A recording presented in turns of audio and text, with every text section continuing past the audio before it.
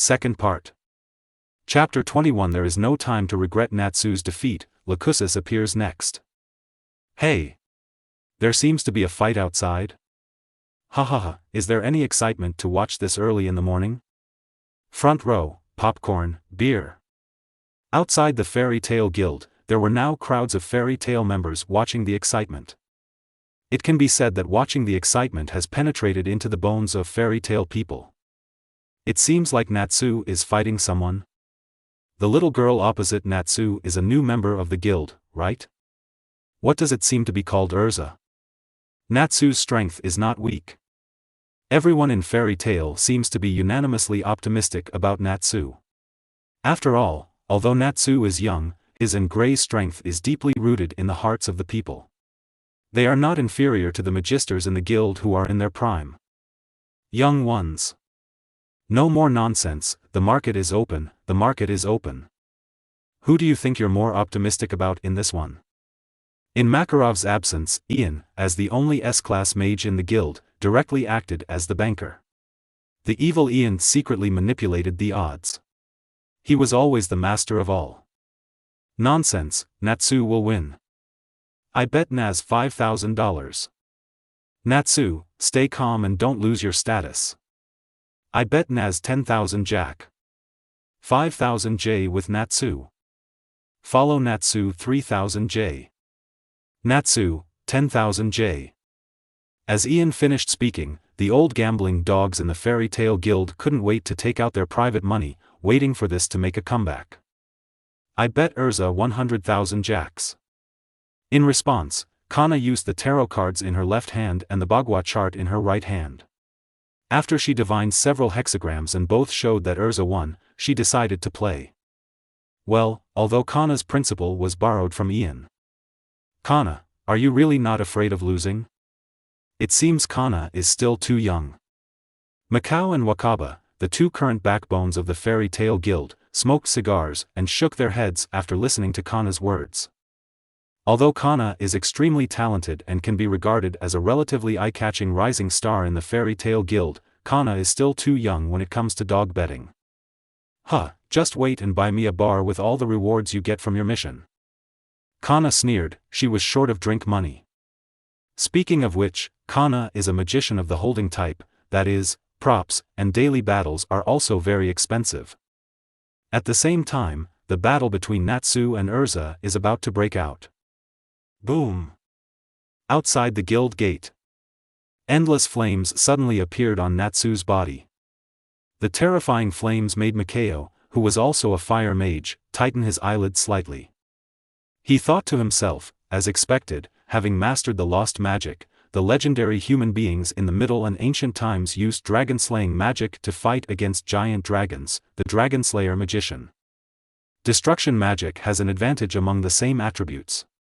Even if I want to use this level of flame, it is a bit difficult to do it. And Natsu, this guy, is only in his early 10 years, the future is really limitless, it seems he is sure to win. At this moment, Mikao was full of confidence. The corners of his mouth were raised, as if he had seen how he had earned a lot of money. Are you the Dragon Slayer Magister? ERZA looked at the flames released by Natsu, her expression slightly dazed, and she asked doubtfully. ERZA didn't pay attention before, but now she finally determined the magic used by Natsu. Ah ha ha ha, are you scared?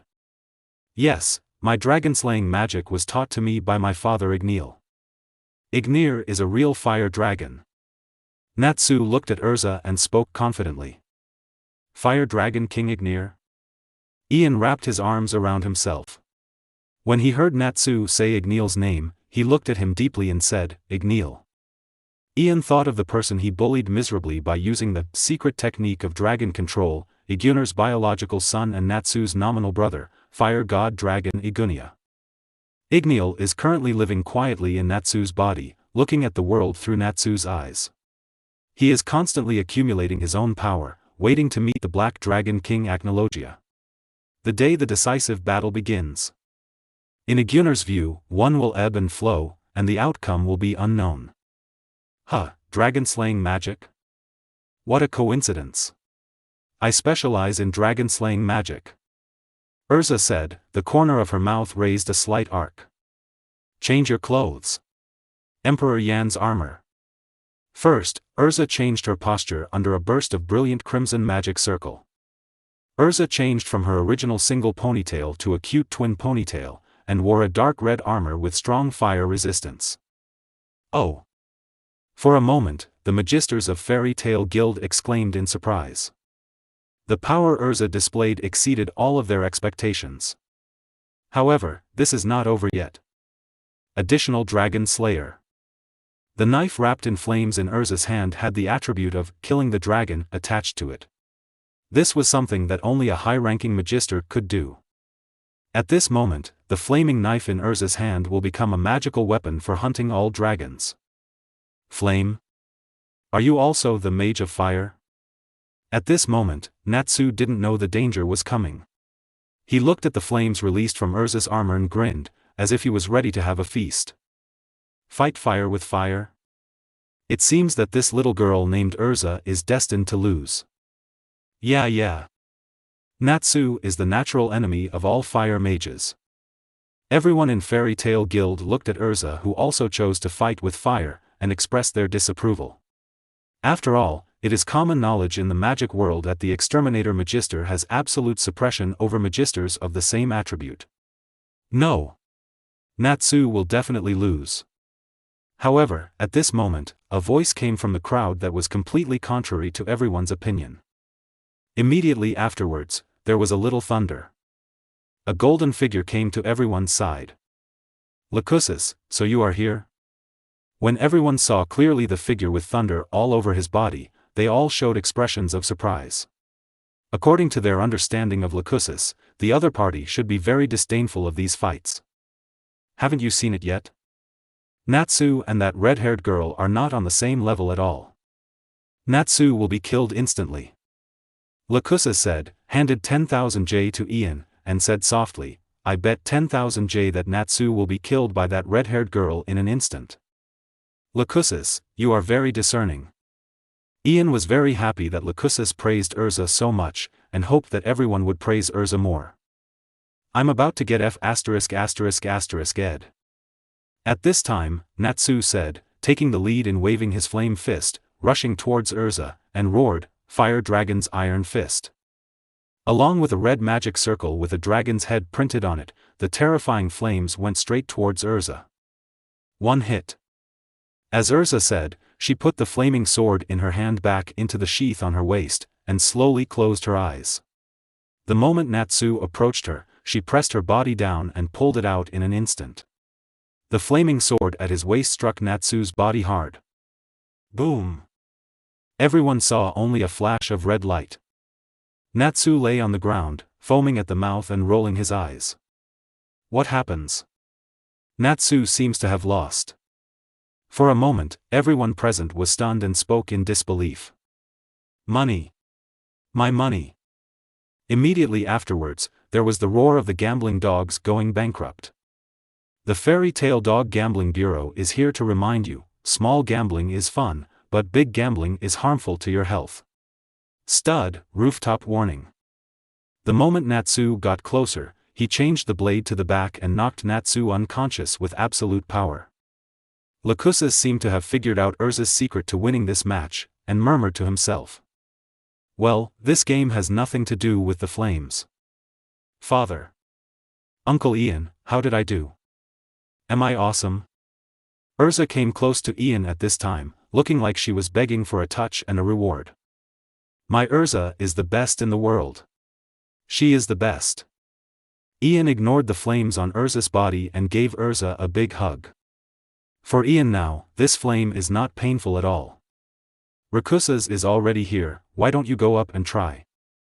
Then, Ian stood up, patted Lacusis, who was watching the battle on the side, on the shoulder, and said with a smile. With Lacusis' current strength, it can be said that he is the person closest to an S-class mage in the Fairy Tale Guild. In fact, if placed in other guilds, Lacusis is already an S-class mage. That's exactly what I meant. Lacusis said, bursts of thunder erupted from his body. Hee. Another dragon? ERZA was excited after receiving Ian's compliment. After sensing Lacusis' fighting intent at this moment, she turned her head slightly and looked in the direction of Lacusis. She frowned slightly, as if in just a short moment, she had seen through the magic that Lacusis had been hiding. Nature. I specialize in dragon slaying, ERZA said, changing back into her usual knight uniform. No one knows how to deal with the Dragon Slayer Magister better than ERZA. After all, ERZA has a biological mother who is the mother of the Dragon Slayer Magister. It can be said to be a professional counterpart. For a moment, ERZA and Lacusis were in a vague confrontation. I don't know why. I always feel like this guy in front of me is a bit of an eyesore. Immediately afterwards, ERZA and Lacusis frowned almost at the same time. An inexplicable premonition arose in their hearts. The person in front of them will become their formidable enemy in taking on guild missions in the near future. The fight has begun. The fight has begun again. This time it's Lacusis. As ERZA and Lacusis confronted each other, everyone present was immediately attracted again. There is no time to feel sorry for Natsu's defeat. The next person to appear is Lacusis, who is closest to the S-class mage. Here you guys, let's make a bet. Whether it's a bicycle or a motorcycle, let's give it a try today. Ian yelled loudly. Come on, come on. I don't believe I can lose today. There is no way he can lose in Lacusa. If he loses, it will be a fake match. Really? I never imagined that Lacusis would lose to a newcomer. With Ian's words, the scene became lively again. As for Natsu, who was knocked unconscious by ERZA, he lay alone on the ground foaming at the mouth. At this point, a world where only Natsu was injured was born. Chapter 22 Lacusis, ERZA, you fought so dirty. I never want to fight you again in my life. Come on Lacusis. I'm optimistic about you. Lacusis, please don't let us down. A group of fairy tale people who participated in this competitive betting looked in the direction of Lacusa and shouted loudly. Snort. You don't need to tell me this. I will never lose. After Lacusis heard the movement beside him, he slowly turned sideways, glanced at the fairy tale people behind him who were constantly cheering him on, and let out a disdainful snort. Although Lacusa's mouth was filled with disdain, the slightly raised corners of his mouth proved that he was in a very good mood at the moment. How to say it? This feeling of being trusted by your guildmates is awesome. Since you are a magician with thunder attributes. Then I'll put on the thunder attribute armor. Change into the Thunder Emperor's armor. At this time, a brilliant blue magic circle rose under ERZA's feet. I saw that the armor on her body changed again. An armor with cyan as the main body, inlaid with golden patterns representing thunder, and scattered with roaring sounds, was already draped on ERZA's petite body. Oh! It's interesting. Not only can you use fire attribute armor. Can I also use armor with other elemental attributes? I'm a little curious about how many magical elements you can control. Lacusis couldn't help but smile as he looked at ERZA, who was wearing the Thunder Emperor's armor and could also control the thunder. The 4 basic elements of earth, water, fire and wind. On this basis, the earth, ice, flames, and sky will be upgraded. There are also more special attributes. Thunder, light, darkness, ghosts. Even gods and demons. For all the elements in this world, I will find the corresponding armor. You can try them all. However, I'm afraid you didn't force me to use all the strength of my armor. ERZA looked at Lacusis with confidence. Don't talk too much. Be careful, and if you lose the fight, you will cry. Lacusis' forehead stretched with veins as he looked at ERZA and roared. Hee hee. Whether what I'm saying is a lie or not, I'll let you experience it for yourself. ERZA sneered, with disdain for Lacusis in her eyes. Thunder Strike Spear. Lacusis was too lazy to compete for the outcome of these verbal disputes. After all, there was a fight, so he took the lead on ERZA and chose to take action. I saw him first clasping his hands together, and then gently pulling. A golden electric light gun appeared in his hands. Boom! That terrifying thunder caused the fairy tale people around to exclaim, "Okay! What a powerful magic power! I'm afraid Lycosis really has the strength of an S-class mage now, right? Don't wait until everyone is shocked. Little devil, surrender under my electric light. Lycosis threw the thunder gun directly towards ERZA. He obviously did not intend to give ERZA any chance to react. Buzz. ERZA faced Lycosis' thunder spear with an unchanging expression and no fear in the face of danger. There was no trace of fear in her eyes. She was very calm as she placed the spear matching the Thunder Emperor's armor in front of her. Suddenly, a blue magic circle lit up around ERZA. Immediately, there was a cracking blue electric light in the air, forming a cage-like shield to protect ERZA's petite body. Boom! When Lycosis' thunderbolt landed on ERZA's body, it was immediately easily resolved by the thunder shield surrounding her. What? Lycosis' eyelids tightened when he saw this scene. Legend, in the distant ancient times. All the thunder in this world is controlled by a great being. People in the world don't know his name or identity, so they can only call him Thunder Emperor. Some people say that the Thunder Emperor is a human being and a powerful magician with thunder attributes. Some people also say that he is a demon in hell, a collection of demonic particles. Some people say that the Thunder Emperor was originally a god in the sky. What exactly is he? No one really knows. But everyone knows one thing clearly in their hearts. That is, the Thunder Emperor is the master and emperor of all thunder in this world. And my Thunder Emperor's armor follows the name of the legendary Thunder Emperor. From the moment I put on the Thunder Emperor's armor, all the thunder in the world will surrender before me. As ERZA spoke, she waved the Thunder Emperor's spear in her hand and prepared for a counterattack. The Lord and Emperor of Thunder? What nonsense! Lycosis frowned, and the magic power in his body was released like a torrent. Boom! The terrifying power of thunder made the fairy tale people watching around feel their heads roaring and their bodies slightly numb. No! ERZA may be telling the truth. The armor she wears is not extraordinary. It seems that Irene has cast a high-level additional spell on me. General Thunder, or thunder magic below the level of Holy 10, is indeed unable to penetrate the armor's built-in defense, causing little trouble to ERZA. Ian's eyes were blazing. He looked at the golden lines on ERZA's thunder armor that were constantly flowing like a living creature, and murmured in his heart. Produced by Irene, it must be a high-quality product. Thunder and lightning impact.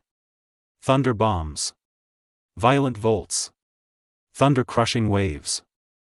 Next, Lycosis released 4 magic spells in one breath, including violent thunderstorms, bullets that condensed the power of thunder, direct electric shocks, and ground mines that were enough to destroy steel. Invalid. Invalid. Invalid. Invalid. Unfortunately, ERZA just injected magic power into the armor and maintained the defensive magic circle around her Thunder Emperor's armor, which was enough to offset all Lycosis' attacks. Who? After Lycosis threw away his magic, he couldn't help but feel a little tired and gasped for air. Do you want to continue? Seeing this, ERZA waved the Thunder Emperor's spear in her hand, looked at Lycosis and asked coldly. Trouble. I originally promised Grandpa that I couldn't use it easily. Lycosis sighed, the nature of his magic power seemed to have changed at this moment. Are you finally going to use it?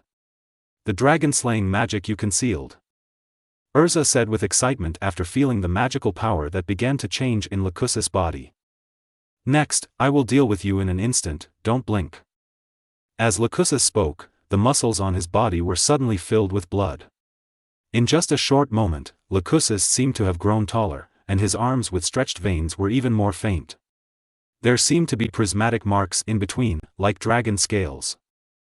Thunder's Dragon Slayer magic. The roar of the Brontosaurus. As Lycosis spoke, he suddenly opened his bloody mouth, and a golden magic circle slowly formed in front of him. The terrifying power of thunder, with the anger of the dragon, was released towards ERZA. Come. Hee. Interesting. This time ERZA did not choose to stand on the spot and resist. Her body was wrapped with cyan lightning. She was as light as a swallow and as fast as thunder, and she directly dodged Lycosis' attack. Don't run away. At this moment, Lucusus was venting the magic power of the Thunder Dragon Slayer magic that had been accumulated in his body for a long time. He kept adjusting his direction, and the thunder in his mouth swept away along the direction of ERZA's escape. Hey hey hey! Is this move aimed at us? As for the fairy tale people who surrounded Lucusa and ERZA to watch the excitement, they were not so lucky. Their expressions changed slightly as they looked at the thunder that was heading straight towards them. Ah! Then, amid screams, the fairy tale people who were watching the excitement were stunned by the magic power overflowing from Lucusus's roar. Sharp! After ERZA escaped Lucusus' attack, she praised Lucusus very rarely. Hee hee. When Lucusus heard this, he just chuckled. It's a pity. If you are not the Dragon Slayer Magister, then the outcome between you and me is unknown. But since you are the Dragon Slayer Magister, then you have no chance of winning. ERZA said, taking off her clothes. Oh? You actually cancelled the costume change? If you don't continue to hide in your turtle shell, is it because you know that your strength is no match for mine, so you plan to give up voluntarily? Lucusus looked at ERZA, who had taken off her disguise, and spoke arrogantly. High-level additional magic and transportation. ERZA didn't say much about this. She just added the attributes of a high-speed moving train to the air around Lucusa. Huh, it's just a means of transportation? When Lucusus saw this, he just sneered, then removed the magic power on his body, bent down consciously, and retched, You hit really dirty.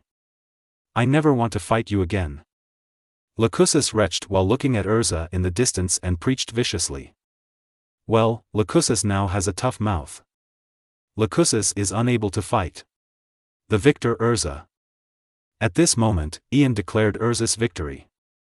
Sorry, you lost again. Although I'm very embarrassed, I accepted the money with a smile. After ERZA successfully won the set, Ian looked at the gambling dogs around him and smiled evilly. It's the banker's victory. Let's go to the rooftop. Wakaba's fingers trembled slightly. He groped for a long time in his pocket before he found the pipe he used to smoke. After holding it in his mouth, he looked at the endless sunny sky and white clouds and murmured. Well, let's meet on the rooftop. Mikao stood beside Wakaba, looking at the clear sky, silently shedding tears of regret. As the sun rises in the east, the shadows of Mikao and Wakaba become very long. Chapter 23 President Makarov appears. Crack. After the battle is over, Ian, ERZA and Kana gave high fives in celebration. ERZA celebrated that she had defeated Lucusus and performed well in front of Ian. Kana and Ian are celebrating, today is another day of making a lot of money. At the same time, Ian was secretly delighted that his daughter was so outstanding and had the same demeanor as he did back then. After Ian, ERZA and Kana found seats in the guild and sat down. Ian loudly announced with a smile, I will take you to the best restaurant in town later and have a good meal. Oh! ERZA and Kana cheered loudly when they heard this. Going to a restaurant? At this time, Gray, who had tidied up the restaurant, cleaned the room, and finished the housework, also came to the guild. He looked at Ian with a confused expression and asked, Did anything worth celebrating happen? Gray, let me tell you. This morning, ERZA and Lucusus had a fight. She actually defeated that Lucusus, she is so strong. Kana pulled Gray to her side, and after Gray sat down, he began to vividly tell Gray what happened in the morning. It's a pity that you didn't get to see the wonderful battle in the morning. After Kana finished speaking, he still felt sorry for Gray. Why do you think Gray comes to the guild so late every day? Gray will not only prepare breakfast for you, but also be responsible for cleaning up the restaurant and washing the cutlery and dishes after you finish your meal.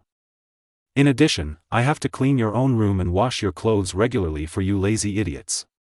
If you were half as sensible as Gray, I would be able to save a lot of trouble. Ian looked at Kana and educated him coldly. Having said that, Ian's room is also cleaned by Gray. So, Gray is really a sensible and good boy. It would be better if Gray didn't just go out in his underwear this morning and walk into the guild without any scruples and as if no one else was watching. Yes, Gray, who is sitting next to Kana at this moment, only has a pair of underwear on him. Speaking of which, Gray, where are your clothes? Kana suddenly remembered something, looked at Gray and asked. When Gray heard this, he subconsciously looked down. After discovering his naked body, his expression suddenly changed and he said in horror, "It's terrible. When I did the laundry in the morning, I took off the clothes I was wearing. Throw it in the washing machine. Just buy another one." In this regard, Ian spoke generously. There is no way, who made him earn a lot of money today? Noon. Ian took Gray, ERZA and Kana and went straight to the hotel. After they had a good meal, Ian suddenly frowned and murmured to himself, "I always feel like I have forgotten something." Forget it, it doesn't matter since I can't remember it. Perhaps Ian was used to having 3 children around him. Now that he found that there was no shortage of children, he yawned and prepared to go back for a nap. At this point, Natsu had completed the achievement of being hungry at noon after being knocked unconscious by ERZA. A world where only Natsu was injured was born again. Afternoon. When Ian returned to the guild with the children after his nap, he saw Natsu lying at the table, seemingly about to faint from hunger.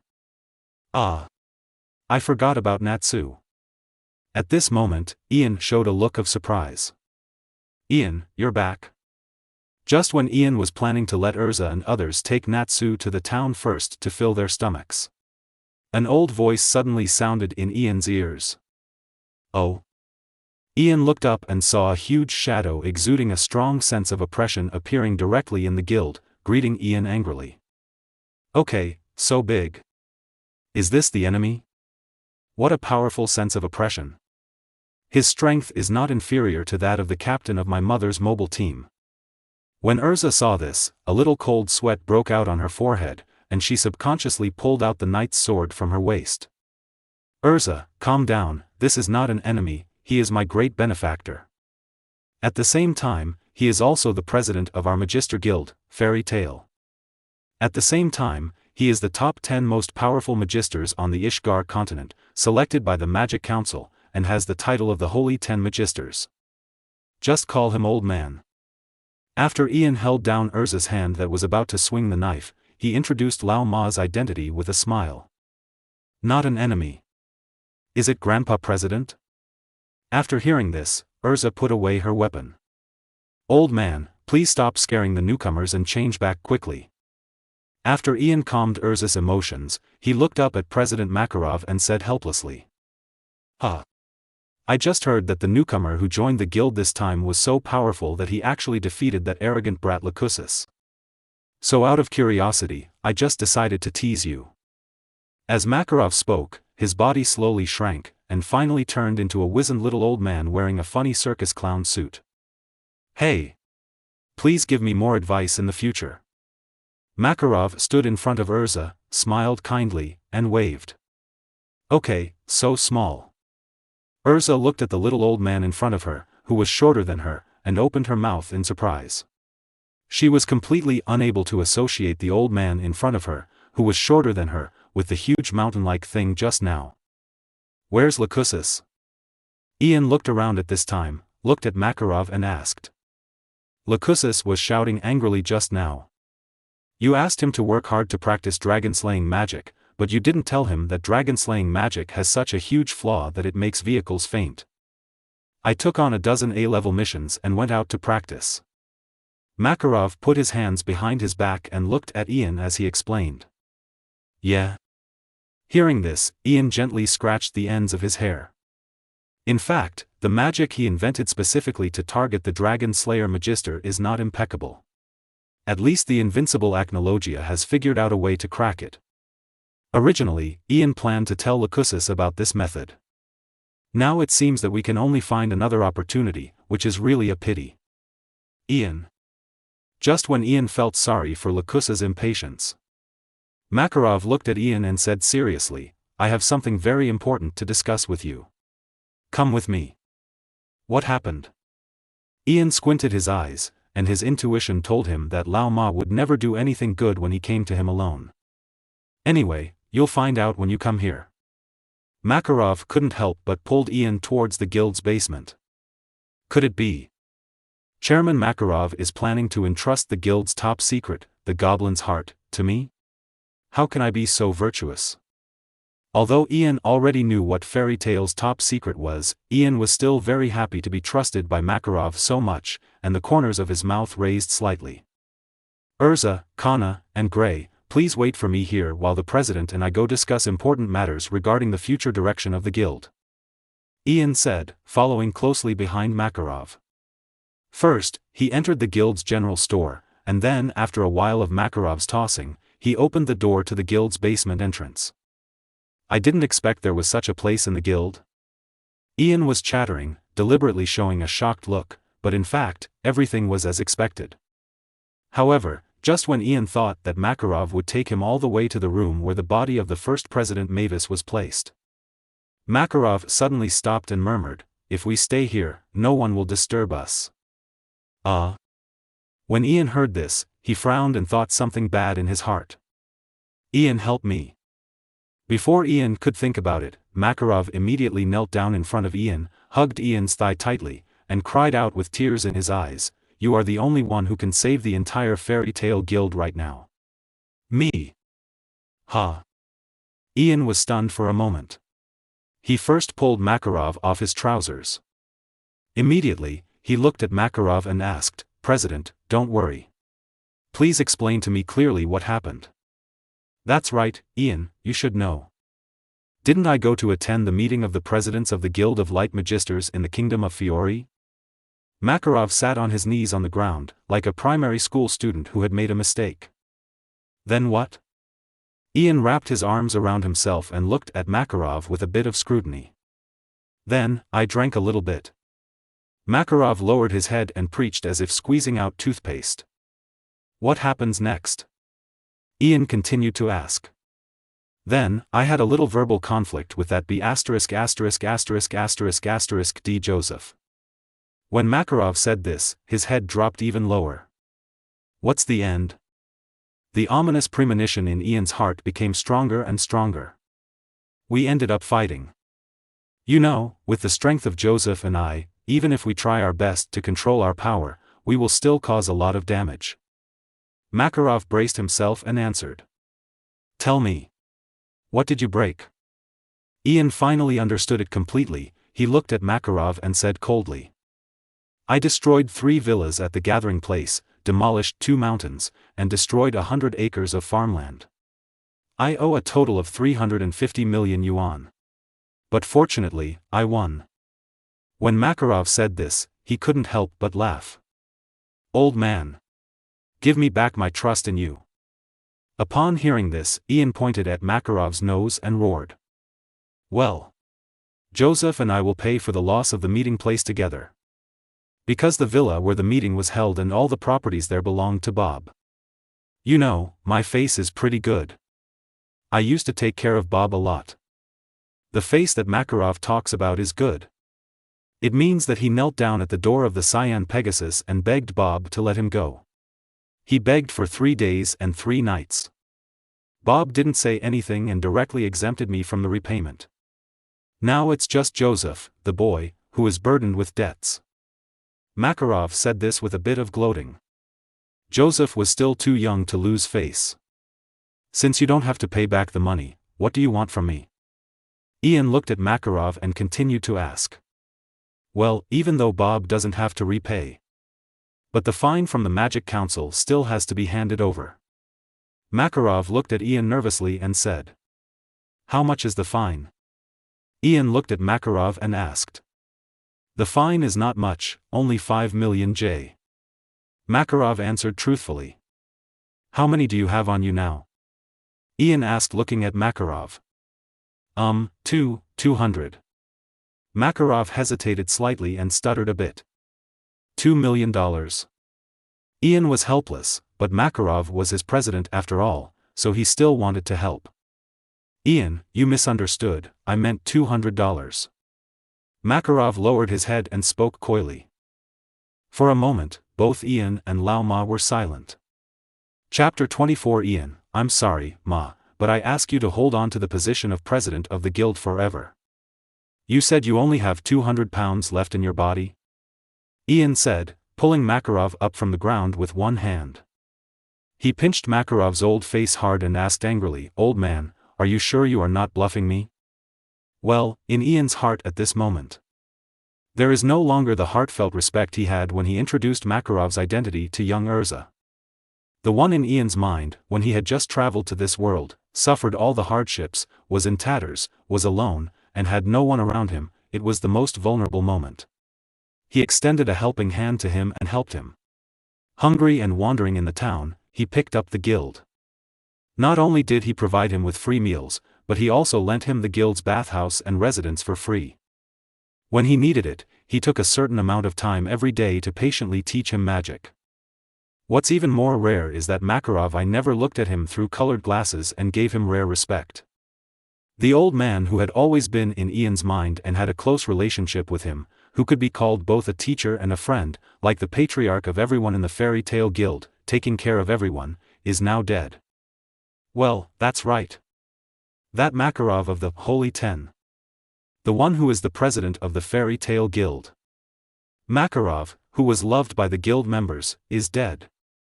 The people who are staying here now are those who owe debts and have no money to repay them, and they are old men like Makarov. Old horse, old horse. What do you want me to say about you? Ian threw the old horse to the ground and preached weakly. Ian, you forced me to do this. Ian, don't forget. Who picked you up back then and brought you back to the guild? Who gave you 3 meals a day for free back then? Who taught you magic back then? Who lent you the guild basement and bathhouse back then? Who gave you a job back then? So that you could support yourself? After Makarov took a deep breath, he used super magic moral kidnapping on Ian. Lao Ma, if you say that, we will have to settle the accounts. First of all, it's true that you were the guild that picked me up. But how do I remember that I paid for the meal that day by washing the dishes? The bathroom and basement were indeed lent to me. But I remember that from that day on, I was the one cleaning these 2 places, right? Guess what the first magic I learned was cleaning magic. Of course none of this matters, it's all in the past. How about we calculate carefully, how much money have I paid to the guild every year in the past 3 years? Ian said and took out a calculator.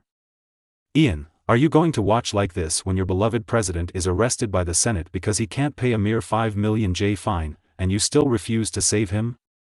Seeing that the moral kidnapping was ineffective, Makarov first interrupted Ian's attempt to use a calculator to calculate how much money he had paid for the guild every year. Then he looked at Ian with runny noses and tears, and started fighting. Emotion card. Actually, I think so. Let you be captured by the Magic Council like this, and in the prison of the council, reflect on what you did not do well enough, and there is nothing wrong with it. Guess the reason why those brats in the guild always mess up the tasks they have already received, either demolishing a few houses or flying away the people who need to be protected, along with the killers, is because who is it? Ian looked at the old horse and spoke weakly. Wow, I was wrong. I won't dare to do it next time. Makarov lowered his head, like a primary school student who had made a mistake. The main reason is that I was happy that day, wasn't I?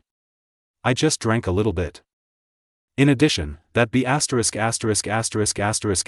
D. Joseph actually said in front of me that the magisters of the Fairy Tale Guild are far inferior to the magisters of their ghosts. When Makarov said this, he gritted his teeth. What else did Joseph say? When Ian heard this, he immediately became unhappy. He also said that the S-class magisters in our Fairy Tale Guild are all parallel imports. Makarov clenched his fists and spoke angrily. What else? Ian's forehead stretched with veins and he continued to ask. He also said. When Makarov said this, he looked a little hesitant. What did you say? Ian stamped his foot, looked at Lao Ma, and continued to ask. He said, Ian, you and Kildas are totally worthless.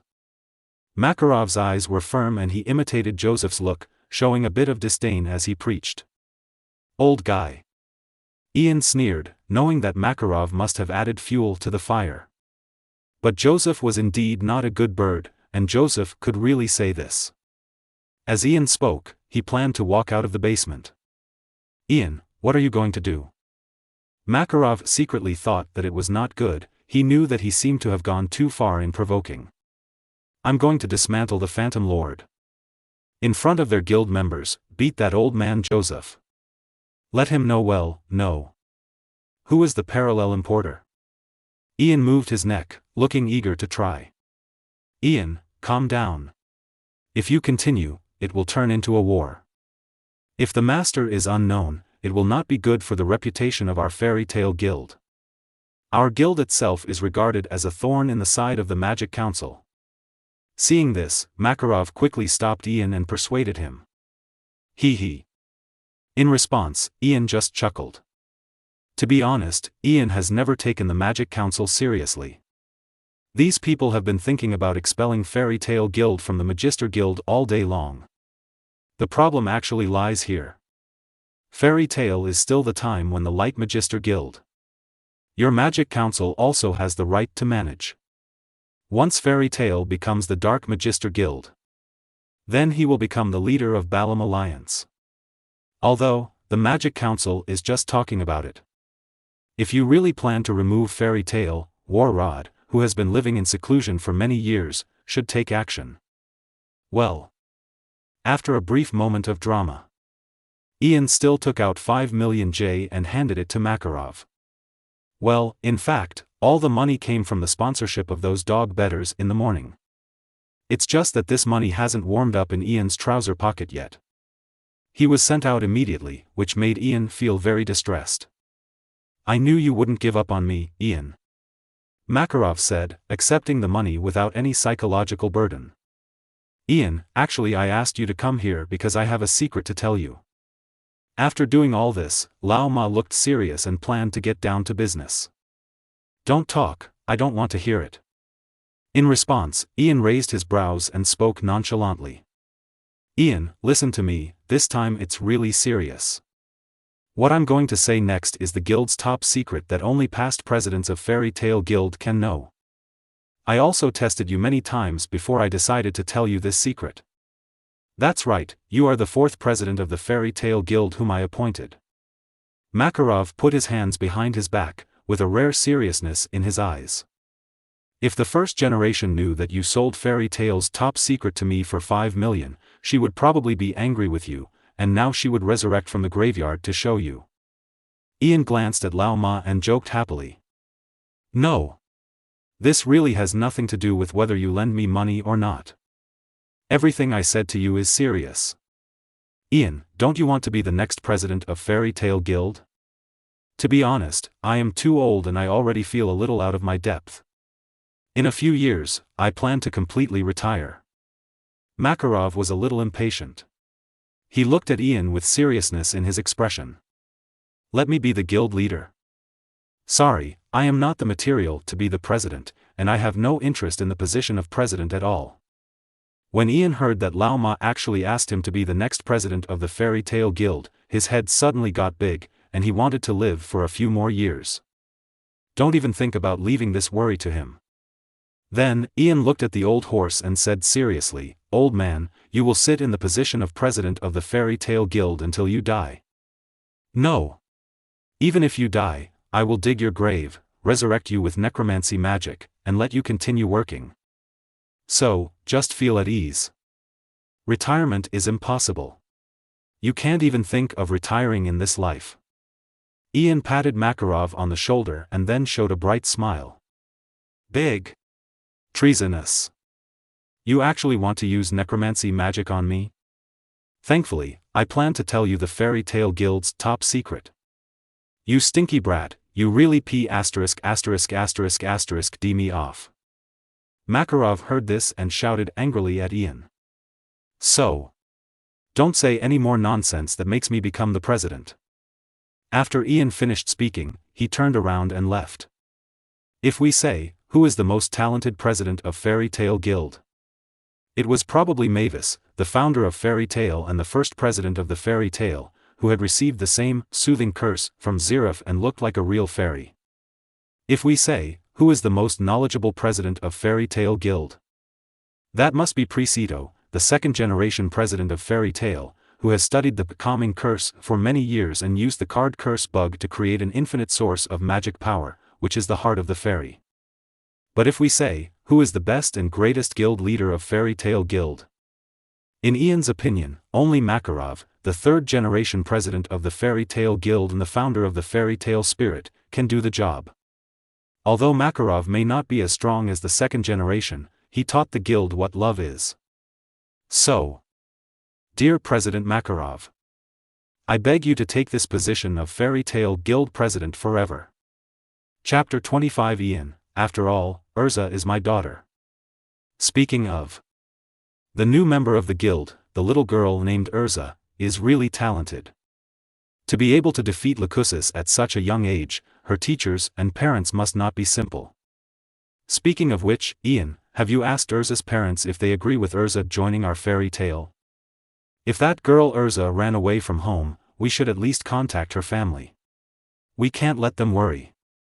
Of course, if behind her there is an evil force like the Magic Development Bureau, that caused a sensation back then we must also be prepared. We must not let these bad guys persecute these young children anymore. Makarov quickly caught up with Ian, who was about to leave from the basement, and talked about ERZA. Since Ian is interested in becoming the president of the Fairy Tale Guild, and the guild's top secret meteor star. To be precise, it would be more appropriate to use the heart of a fairy. Referring to the first-generation body sealed in the magic crystal, was not interested at all, so Makarov said no more. Makarov has never liked forcing children to protect something. He also doesn't want the children to take on some responsibilities that they don't need to take on. If possible, Lauma hopes to protect these children for the rest of his life. Isn't that natural? ERZA is my daughter after all. Ian walked in front of Makarov and preached proudly. I see, ERZA is actually your daughter? Then all this can be explained clearly. Why is this girl's talent so terrifying? When Makarov heard this, he immediately felt relieved. Originally, Makarov was worried that after ERZA joined the Fairy Tale Guild, the forces behind her would come looking for her. After all, a force that can train a 13-year-old child into an S-class mage. How powerful is the energy behind it? Makarov felt a headache just thinking about it. Although, the Fairy Tale Guild already has too many problem boys. One more ERZA is not too many, and one less ERZA is not enough. But Makarov must be mentally prepared to avoid unnecessary complications or unnecessary trouble. After all, it is his responsibility as the Fairy Tale Guild leader to prevent his guild companions from being harmed or getting into unnecessary trouble. Wait a minute, Ian, you just said. Whose daughter is ERZA's child? Just when Makarov let go of his hanging heart. Ian's words made Makarov lift his originally relieved heart to his throat again. Of course it's mine. Upon hearing this, Ian turned around, looked at Makarov, and spoke seriously. Ian. When did you get this girl's belly pregnant? No. Look at ERZA's teenage years. So, long before you joined the Fairy Tale Guild, I was really wrong about you, Ian. I thought you were a morally good person. I didn't expect that you are the same scumbag as me and Guildarts. Makarov pointed at Ian's nose and scolded him angrily. It's so rude. Do you think I'm the same as you, scum? Irene and I are legally married. When Ian heard this, his brows suddenly frowned. He is fundamentally different from Makarov, Guildarts, these damn scum. Are you married? Makarov looked shocked. What do you think? Ian looked at Makarov and shrugged, looking helpless. Then Ulu is probably out of luck. Makarov was stunned and thought to himself. What are you thinking about? Ian looked at the stunned Makarov and asked coldly. He always felt that Makarov was thinking about something else. Ahem. Why haven't I heard you talk about this before? Speaking of which, I haven't seen ERZA's mother come to the guild either. Did something happen between you two? Makarov thought silently. When Makarov combined himself to pick up Ian looked extremely down and out, like a homeless man. Therefore, he concluded that Ian must have been abandoned by the woman and also left the house. You asked me why I didn't tell you before? Huh, because I just found out about it. Ian thought to himself. He was a little silent at the moment. Nothing happened between Irene and I. Stop thinking nonsense.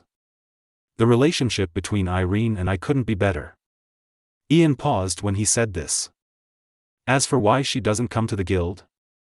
If she really comes, you should panic. At the end of his speech, Ian left Makarov with a rather thought-provoking sentence and then left the basement. Ian walked out of the basement and looked at the slightly dazzling light outside. He gently rubbed his slightly sore temples. He looked at ERZA outside, who was gradually mingling with her guild companions, and the corners of his mouth raised slightly. Well, when Ian says mingle, he means it literally. At this moment, ERZA was alone, chasing Grey and others and beating them violently. The assimilation rate of ERZA fairy tale has reached over 50%. Speaking of which, it's time to ask ERZA about Irene. Although, for Ian, it was only a few years. But for Irene, it was a lonely wait for 400 years. What exactly happened in these 400 years? Ian was still a little curious. Ian. Just when Ian was slightly dazed looking at ERZA's look like Irene, a weak cry suddenly came from under his feet. Where did this mummy come from? Suddenly, Ian looked at the mummy at his feet, which seemed to have been forcibly drained of its essence by a demon. He was frightened and said in shock. It's me. Natsu. Ian, food. Give me food quickly. I'm going to starve to death. After the mummy saw that Ian was frightened, he quickly explained. If he didn't explain, he was really afraid that in the next second, Ian would launch the goblin law in his direction. After all, Ian has already acted like a witchcraft. Although, there is a high chance that the fairy law released by Ian will not apply to the fairy tale people. As for the small chance, it depends on whether Ian can recognize the identity of the mummy in front of him at the critical moment, which is actually Natsu. And whether the fairy tale metal on Natsu can be used at the critical moment. By the way, the fairy law that Ian used was from the year he stayed in Grey's simulation line after fighting Daily Yura. Based on the goblin laws taught to him by Makarov, it was specially improved to deal with demons, and it was a demon-designated subjugation version. Are you Natsu? Didn't you have lunch? Ian finally recognized Natsu. He pointed his finger at Natsu and said in shock. When I woke up, all of you were gone. In this regard, Natsu said aggrievedly. Chapter 26 24-hour endurance race. With the prototype of the strongest team. Click. Click. Click. In a hotel near Fairy Tale Guild. Natsu was like a hungry beast that had been hungry for 10 days and a half. Cleaning all the food on the table and devouring it. He stuffed fruits, meats, vegetables, and all kinds of edible things into his stomach, which shocked the diners around him to widen their eyes. Perhaps, this is the secret and strength of Dragon Slayer magisters who can always maintain sufficient mental power? They have an appetite that is different from ordinary people. Does this guest need additional food? The restaurant waiter who had been guarding Natsu's table found that all the food on Natsu's table had been basically wiped out. He first picked up a handkerchief and gently wiped the sweat on his forehead. He managed a somewhat polite smile, approached Natsu and Ian's table, and asked. Look at him. Ian waved to the service staff and asked Natsu. That big plate of roasted chicken just now, here are 10 more. Natsu didn't mean to be polite at all. He looked at the service staff and grinned. 10. The service staff thought they heard wrongly and repeatedly confirmed to Natsu. Yeah, 10. When Natsu heard this, he first stretched out his big oily hands and gently touched his bulging belly. He then weighed it slightly to see how much room there was in his belly, and finally nodded to confirm.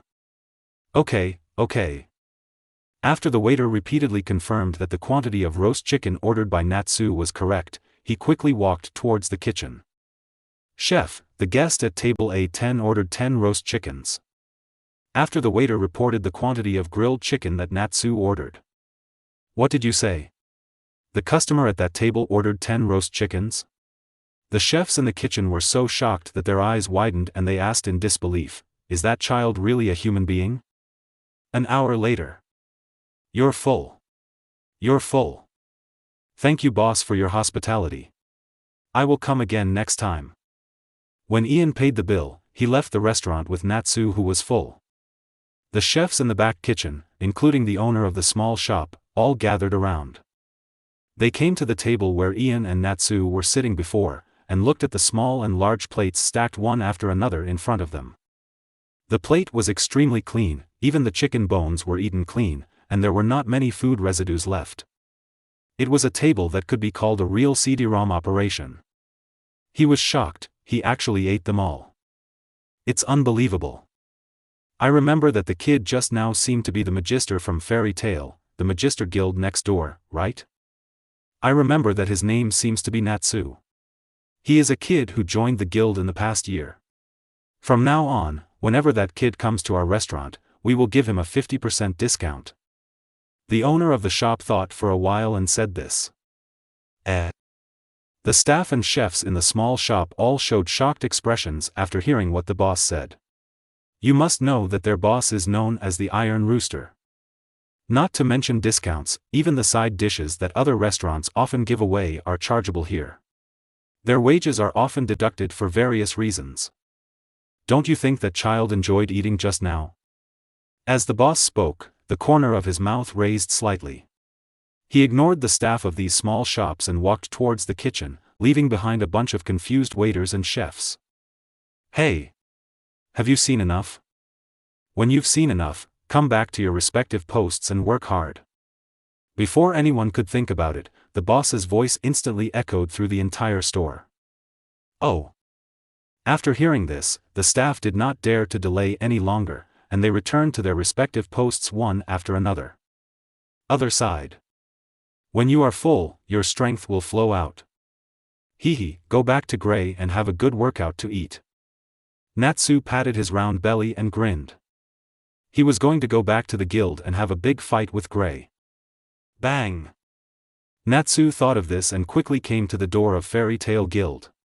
He kicked the wooden door open and shouted loudly, "Hey! Gray, come and have a showdown with me." Oh!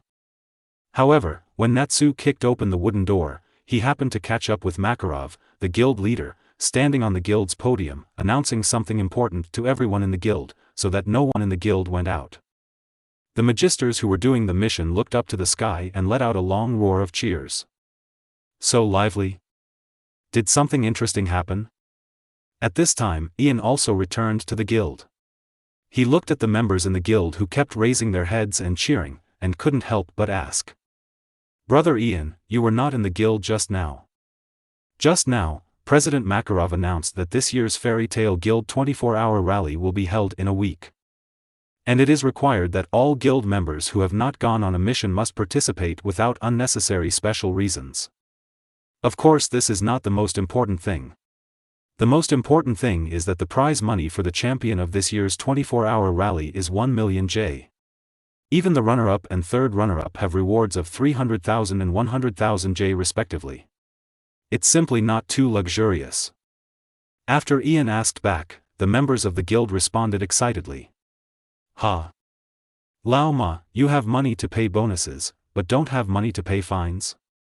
Upon hearing this, Ian looked at Makarov on the podium in the distance with murderous eyes, and asked silently. Ian, you know. The guild's assets belong to everyone in the guild, and my assets are only my personal assets. The two cannot be confused. I really don't have the money to pay the fine. After Makarov's eyes briefly crossed with Ian's across the crowd, he suddenly understood something, lowered his head and muttered silently in his heart. And using the magic of talking, he kept explaining something to Ian. Forget it, I'll spare you. Ian could only sigh helplessly and said nothing more. Ahem.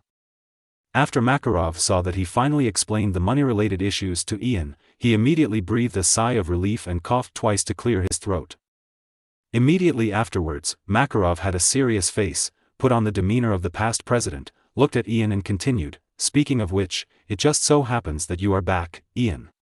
I happen to have a task here, and I need to ask Ian for it. You go and finish it.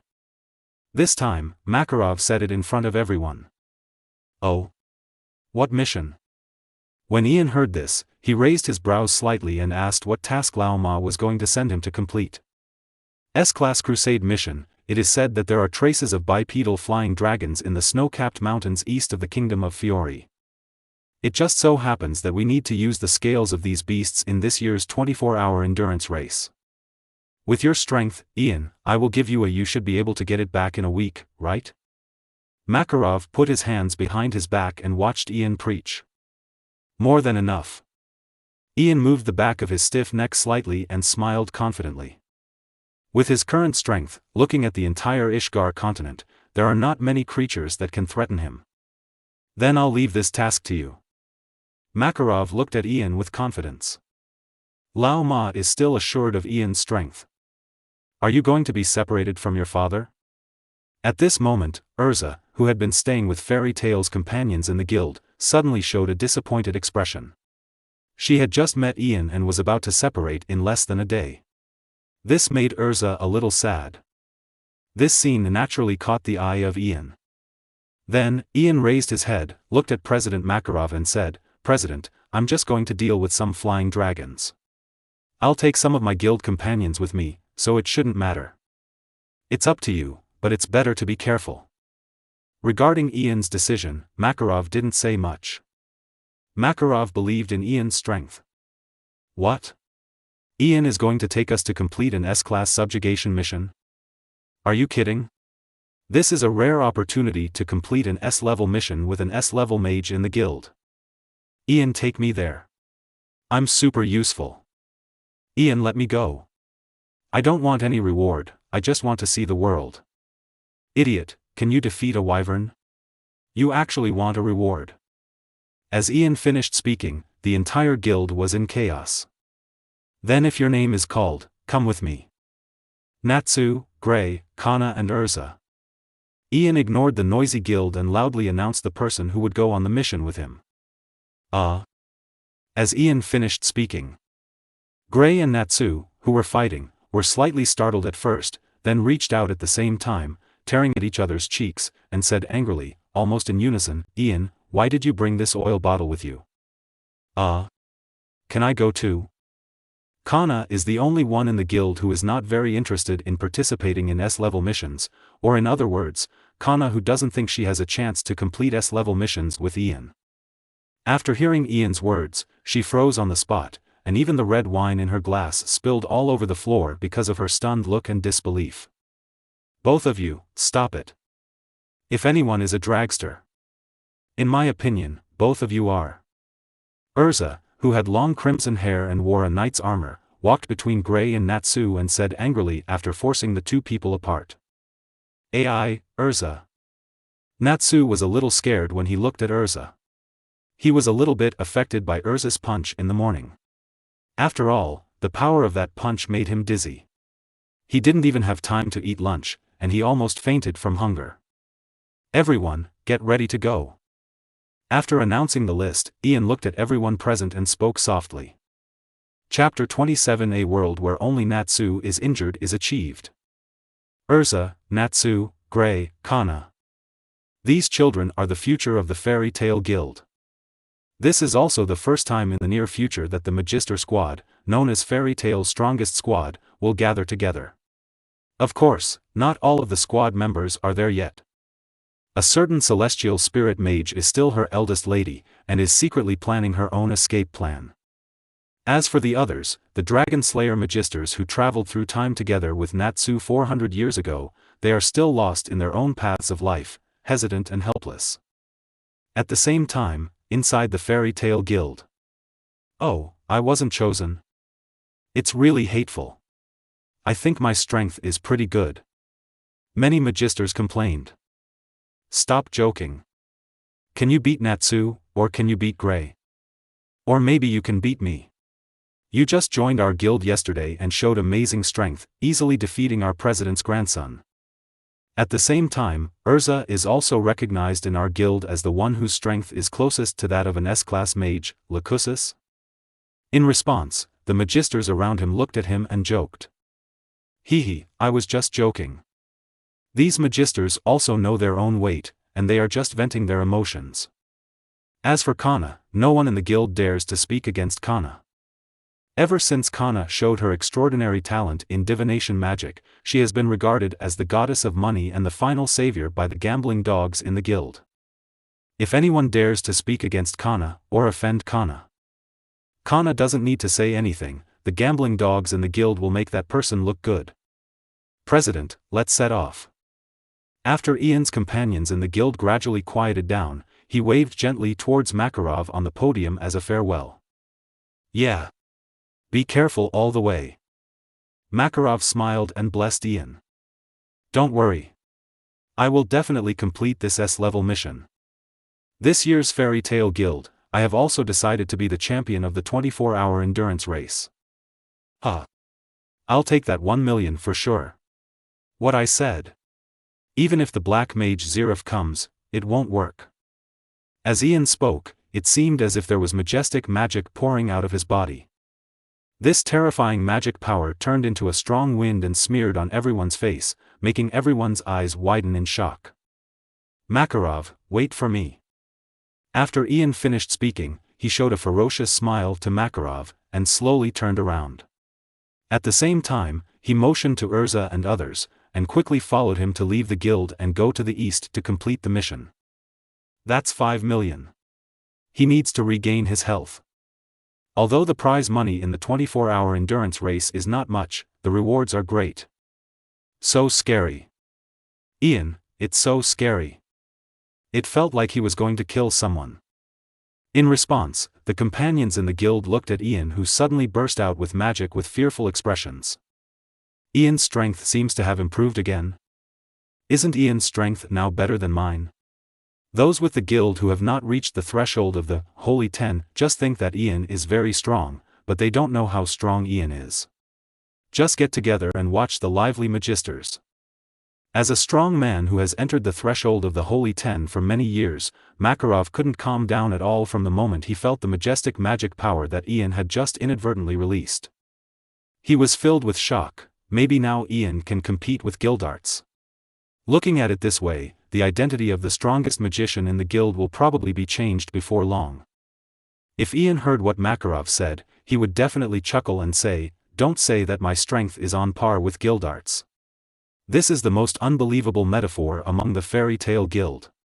The technique means that someone's strength is already comparable to Guildarts. From Jura, who performed martial arts in the Great Demon Fight, to the god Serena made by alchemy in The 100 Years' Quest, to the Black Dragon Slayer riders of the Dragon Eater Guild. Everyone who is said to be as powerful as Guildarts will eventually be beaten by others. Fairy Tale is the world's most magical poisonous milk. Whoever is as powerful as Guildarts will be beaten. Although that Uncle Guildarts is a bit scumbag, his strength is indeed not bad. After all, he is a monster who survived from the hands of the invincible Acnologia. In fact, Ian is not very interested in the title of Fairy Tale's strongest. Set off. Ian has now arrived at the gate of the guild, preaching loudly. Oh! Behind Ian, ERZA, Gray, Natsu and Kana all raised their heads and shouted. They continued to vent their excitement. After all, the mission they are going to complete next is an S-level mission that only S-level magisters from the guild were allowed to participate in the past. As for those non-S-level magisters, let alone seeing the task lists for these S-level tasks, they are not even allowed to go to the second floor of the guild. Ever since, the train station. Well, can you not take the train?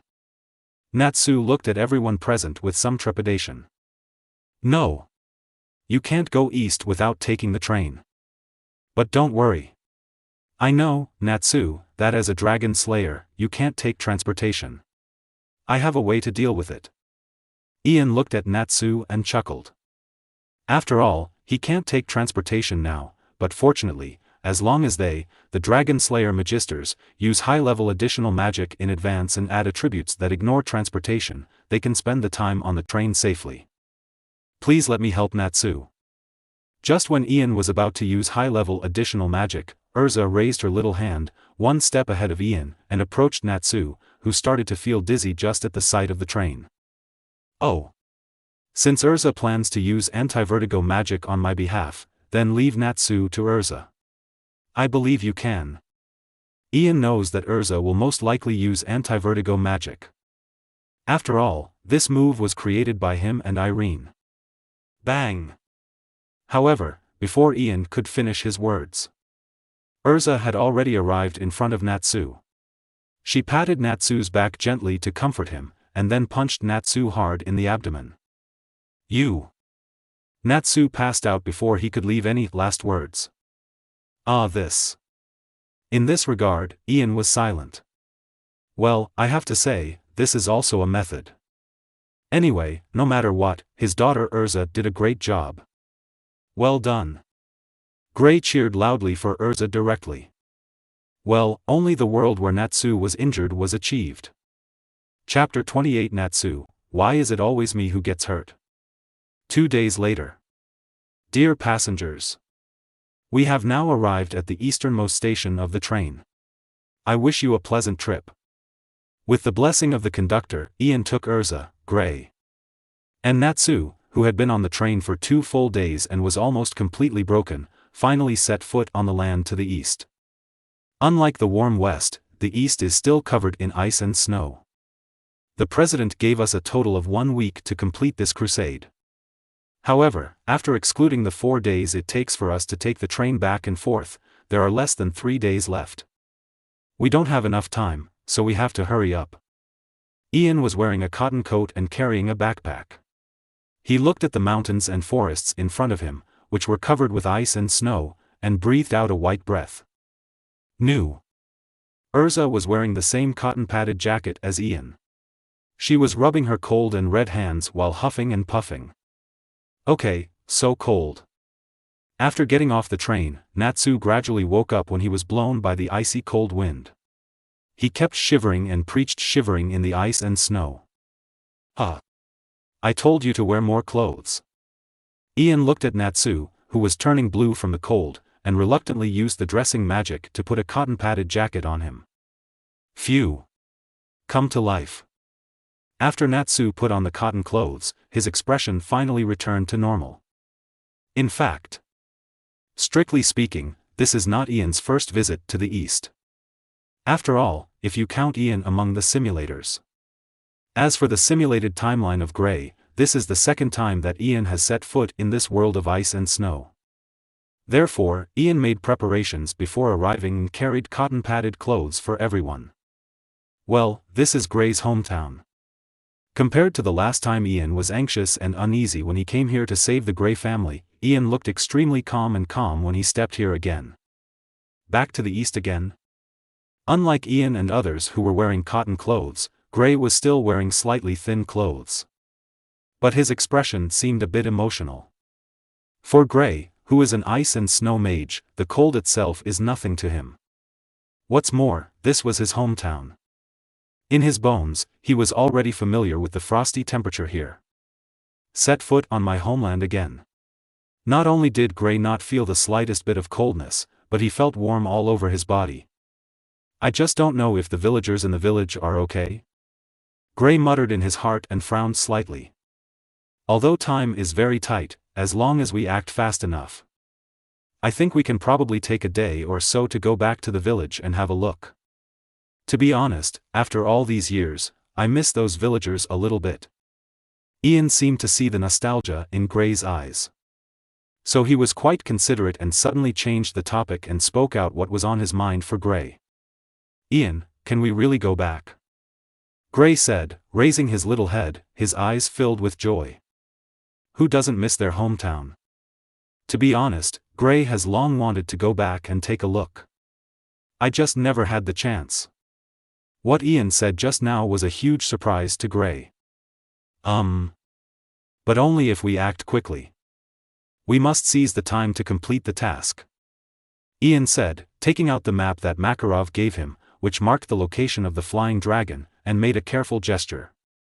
If you want to enter this vast snow-capped mountain and look for the flying dragon, you must first determine the route. Otherwise it's easy to get lost. Ian, leave the job of guiding the way to me. No one is more familiar with the snow-capped mountains than me. After all, I grew up here.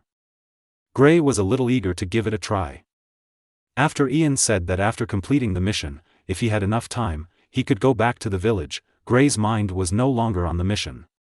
He just wanted to complete the mission quickly and eliminate those pesky flying dragons. And then go back to the village to have a look. Okay, then I'll leave it to you. After Ian thought for a while, he thought what Gray said did make sense. After all, this is Gray's hometown, and no one is more familiar with this place than Gray. So, Ian handed the map in his hand to Gray. The marked location is not too far from us. If we hurry up and start our journey now, it will only take about 6 hours to get there. After Gray glanced at the map in his hand, he had roughly figured out the location. Now that you have decided on the place, let's set off now without further delay. Ian raised the corner of his mouth slightly and handed this opportunity to Gray with confidence. Let's go. Let's go. The resurrected Natsu changed his previous decadence on the train and shouted with full energy. In particular, he was excited when he thought that he would soon be able to compete with a top-notch monster like a flying dragon. Finally, we can fully demonstrate the strength of the Dragon Slayer mage. All dragons in this world can be defeated by him, Natsu. Although wyverns and dragons have nothing to do with each other, they just look like dragons. That is, in the land of Ishgar, where the giant dragon hides, it is just a monster that was forcibly named a dragon. Let's go. ERZA raised her pink little fist and waved it excitedly. It's not that she was excited because she could see the flying dragon soon. She was just so happy because she could go to fight against World of Warcraft with Ian soon. For ERZA, it never mattered who she was attacking. As long as I can act together with Ian, that's enough. It's too late to say it, but it will be soon. After everyone made a decision, they walked towards the mountain covered with wind and snow. Although some kind-hearted people tried to prevent Ian and others from entering the mountain, and informed everyone of the dangers of the mountain ahead. But this situation ended after Ian showed the fairy tale mark on his arm. As we all know, Magisters are a group seeking death. It's just that Ian didn't know if it was his own illusion. He saw a trace of panic about the fairy tale mark on his arm in the eyes of those who tried to dissuade him. Call. The wind is howling and the snow is heavy. But with Ian here, these wind and snow can't get close to everyone. It's just that the snow on the ground is very thick, and everyone has 1 foot deep and 1 foot shallow, which seriously affects their traveling speed. Can you ski? After Gray led everyone forward for about a kilometer, he finally couldn't stand the feeling of moving at a slow pace. He turned his head to look at Ian and the others and asked. Simple. Ian nodded lightly. He had learned to ski. My mother taught me. ERZA said that Irene taught her how to ski. In fact, ERZA's own learning ability is very strong. Even if Irene didn't teach her, she learned it after watching Gray and others skate a few times. Skiing? What is that? Natsu was the only one who looked at everyone with a blank expression. But that's not important. Since everyone can ski, it will be easier. Gray ignored Natsu and used ice modeling magic to create a set of ski equipment. Wait, what is skiing? Natsu still asked everyone. Change up.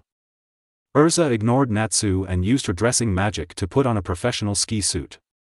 So what is skiing? Natsu was still confused and looked at everyone and asked. Boom. Ian didn't say anything. He looked to his side and used gravity magic to pull up a big tree and cut it into his own skis.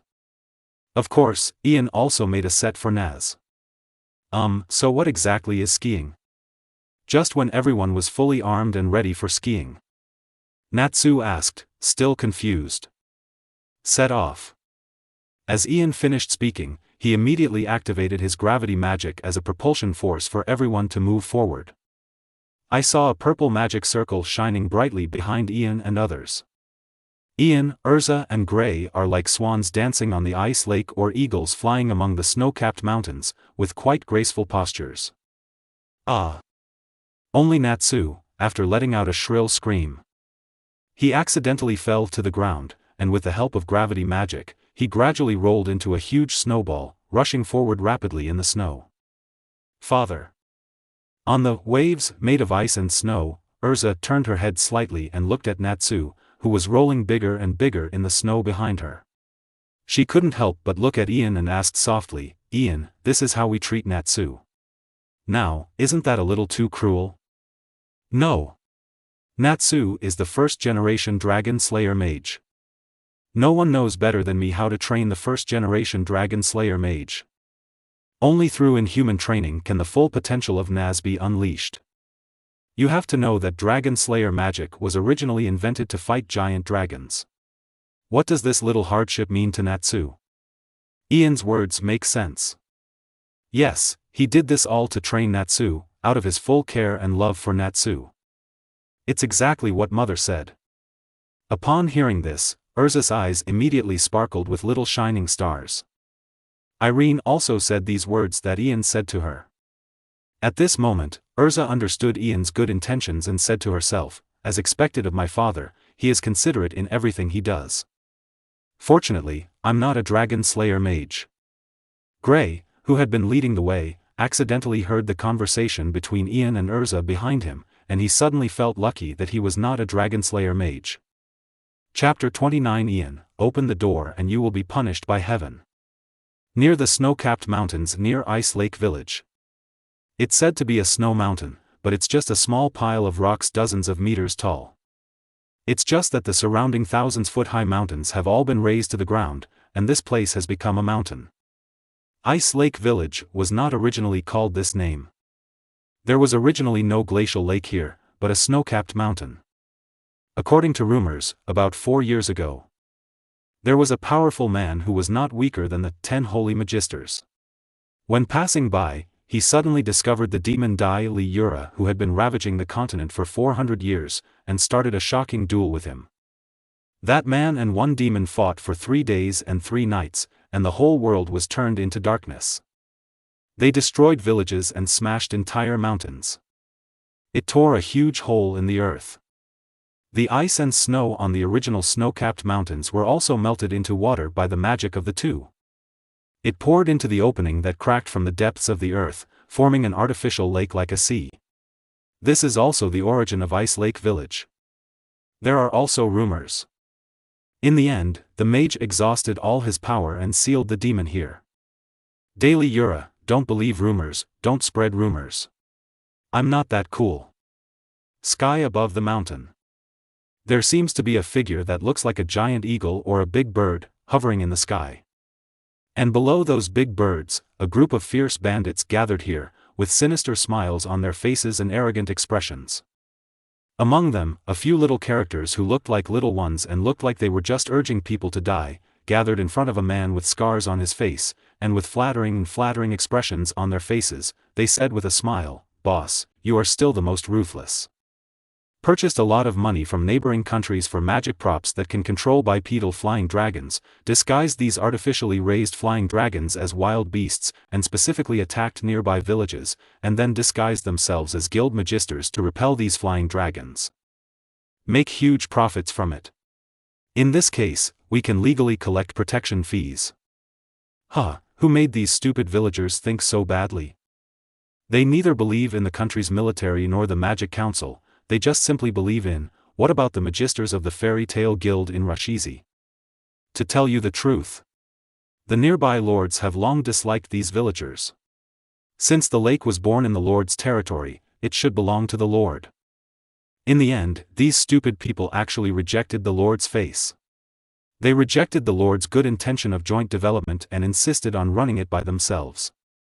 Think about it carefully, how much is such a big lake worth? Can a mere village feed it? Aren't you afraid of eating to hold on? But that's fine. This is really convenient for us. From now on, we can earn the difference with peace of mind. No one will trouble us, whether it's the Magic Council or the nearby lords. The man with scars on his face, whom everyone called the leader, first yawned, and then spoke with disdain. "Chief, I'm still a little worried." Beside the scarred man, there was a man with myopia on his nose who looked quite knowledgeable.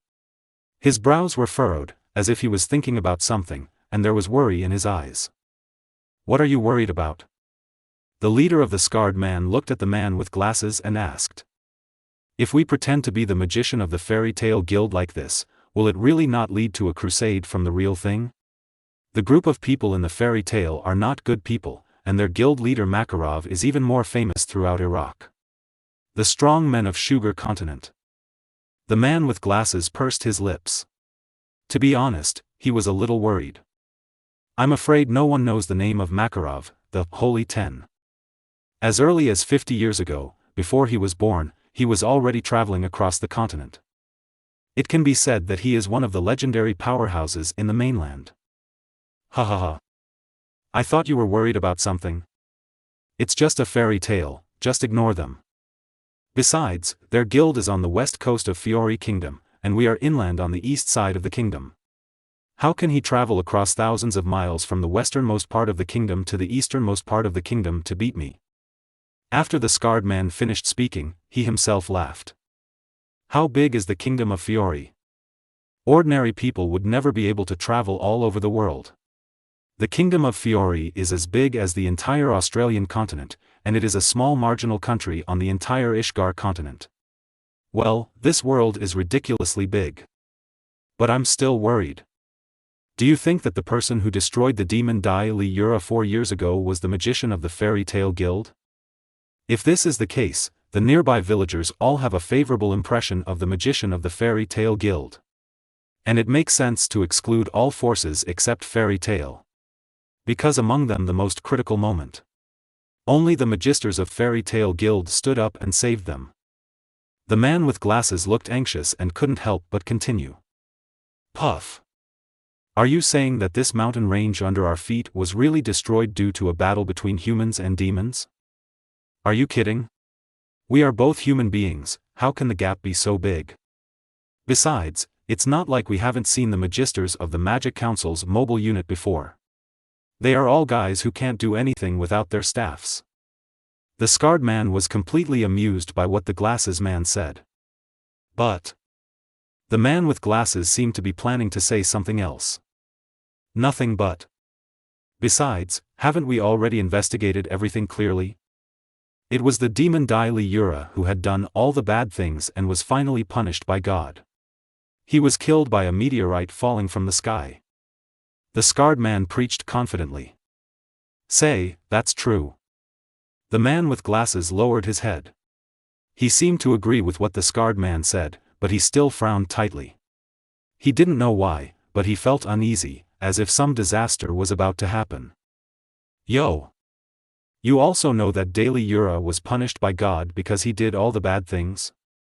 Then you are not afraid that if you pretend to be the magician of Fairy Tale Guild and deceive others on the mainland, you will also be punished by God? Just when the scarred man and the bespectacled man finished speaking, a disembodied voice seemed to come from all directions towards everyone. Who's there? Come out to us quickly. For a moment, the expressions of all the robbers present suddenly changed. They all picked up their weapons and looked around nervously. Hee. If there is really a divine punishment, let it come. Lousy can catch it.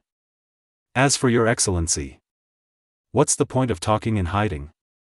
If you have the ability, just show up and tell the truth. The bandit leader, the scarred man with scars on his face, also picked up his weapon at this moment, looked around nervously, and said coldly. Who I am? I am your damnation. Look up, the gift has been delivered. I hope you are satisfied with this gift. When these robbers were panicking, the voice sounded in everyone's ears again. When everyone hears the sound, they really look up. I saw 3 black shadows in the sky, falling towards everyone at high speed, but these were not what really made everyone panic. What really alarmed them was that behind the 3 black shadows, there was a huge snowball with a diameter of nearly 100 meters, falling from the sky like a meteorite. This. The scarred man looked at the snowball in the sky and was dumbfounded. One word comes true. God's punishment has really come, but the scarred man can't seem to catch it. Chapter 30. The Crusade mission is completed. Meteorite? Help! I'm going to die. The robbers stared at the snowballs in the sky, their eyes widening, and their horrified expressions were reflected on the nearby ice. They wanted to escape, but unfortunately there was no way to escape. After all, even if this place is just a few dozen meters of piles of rocks, if you jump off rashly, you won't be able to escape death. Therefore, they could only watch helplessly as the huge snowball fell. There is nothing more frightening than being able to watch the danger coming but being unable to do anything and waiting to die in fear. Boom! When that snowball falls. With a huge roar. The only pile of stones that could be called a mountain by the lake was razed to the ground as a result.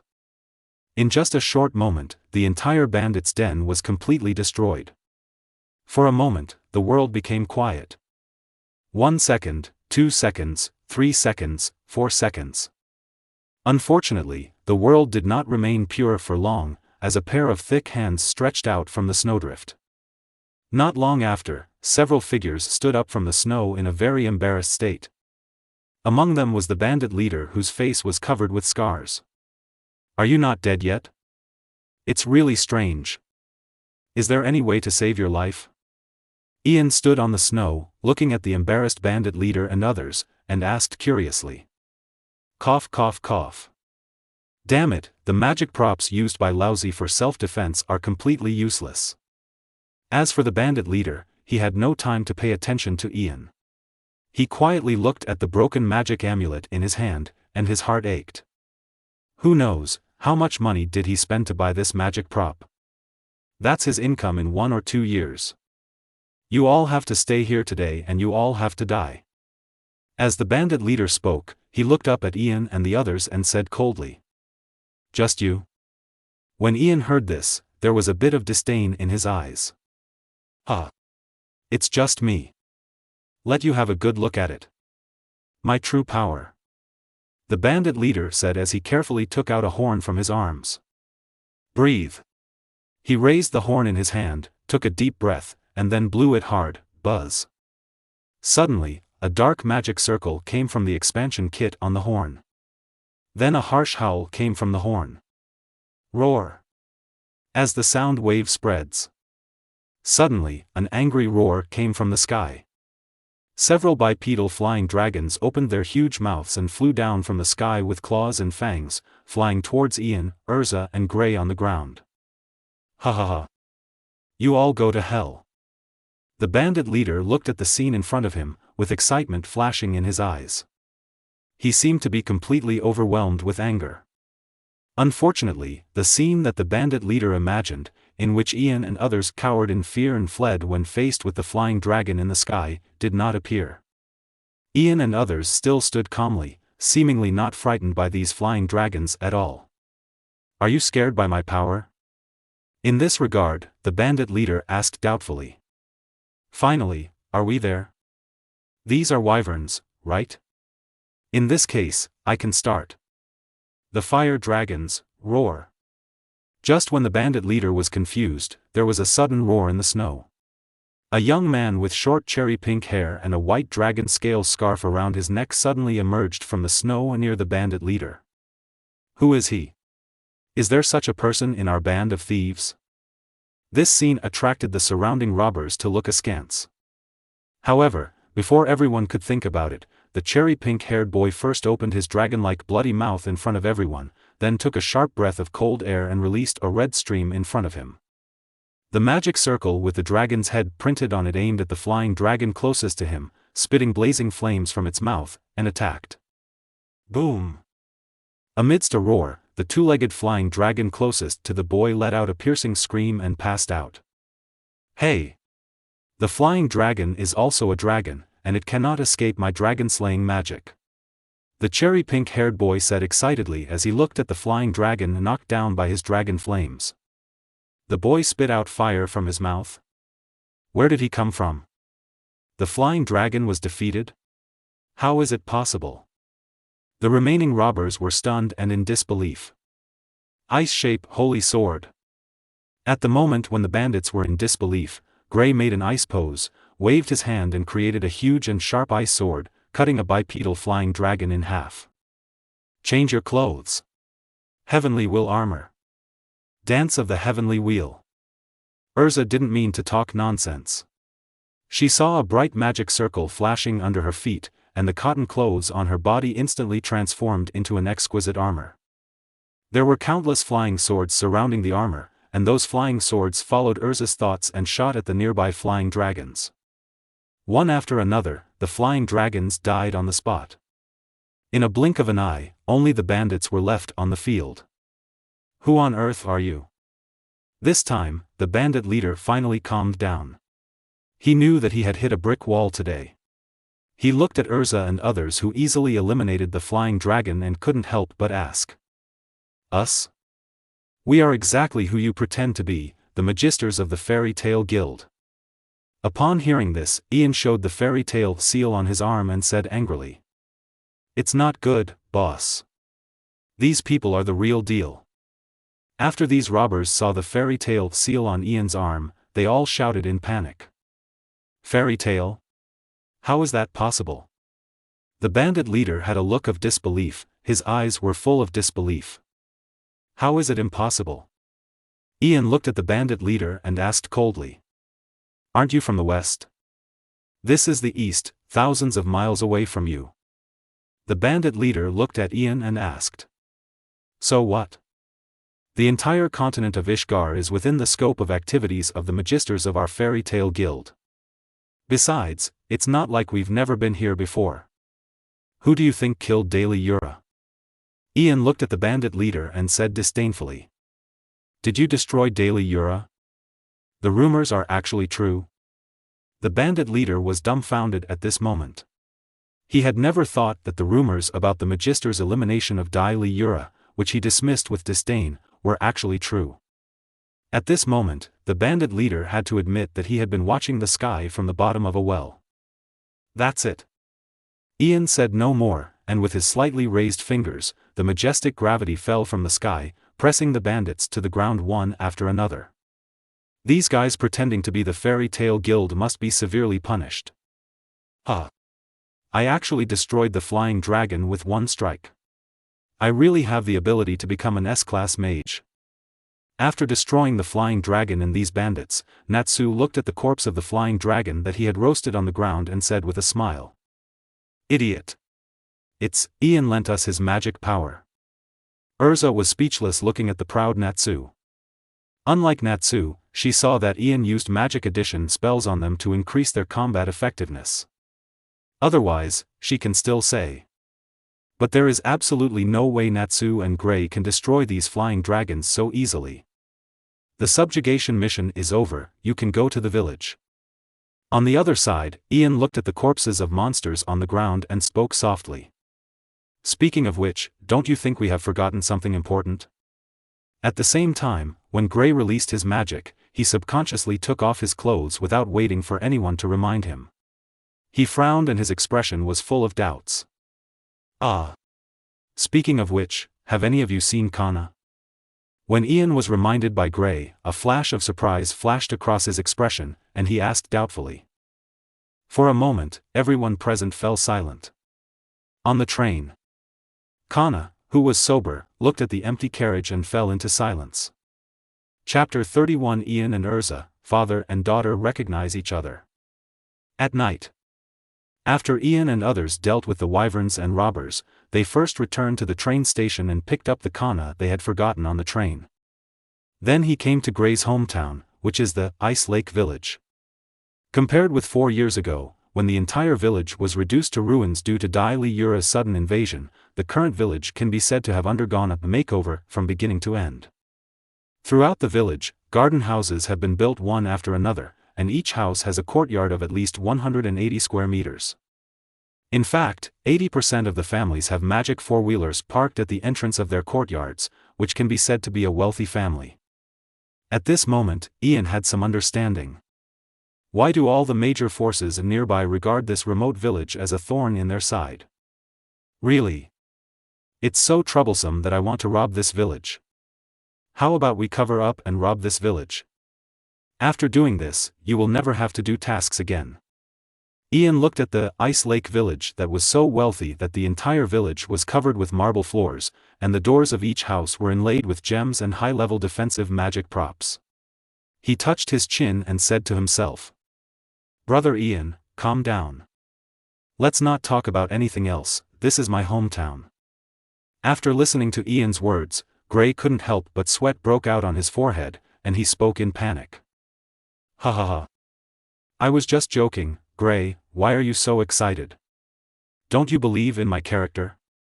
Upon hearing this, Ian patted Gray's shoulder gently and smiled. Brother Ian, do you have character and integrity? That would be fine if you were really just kidding.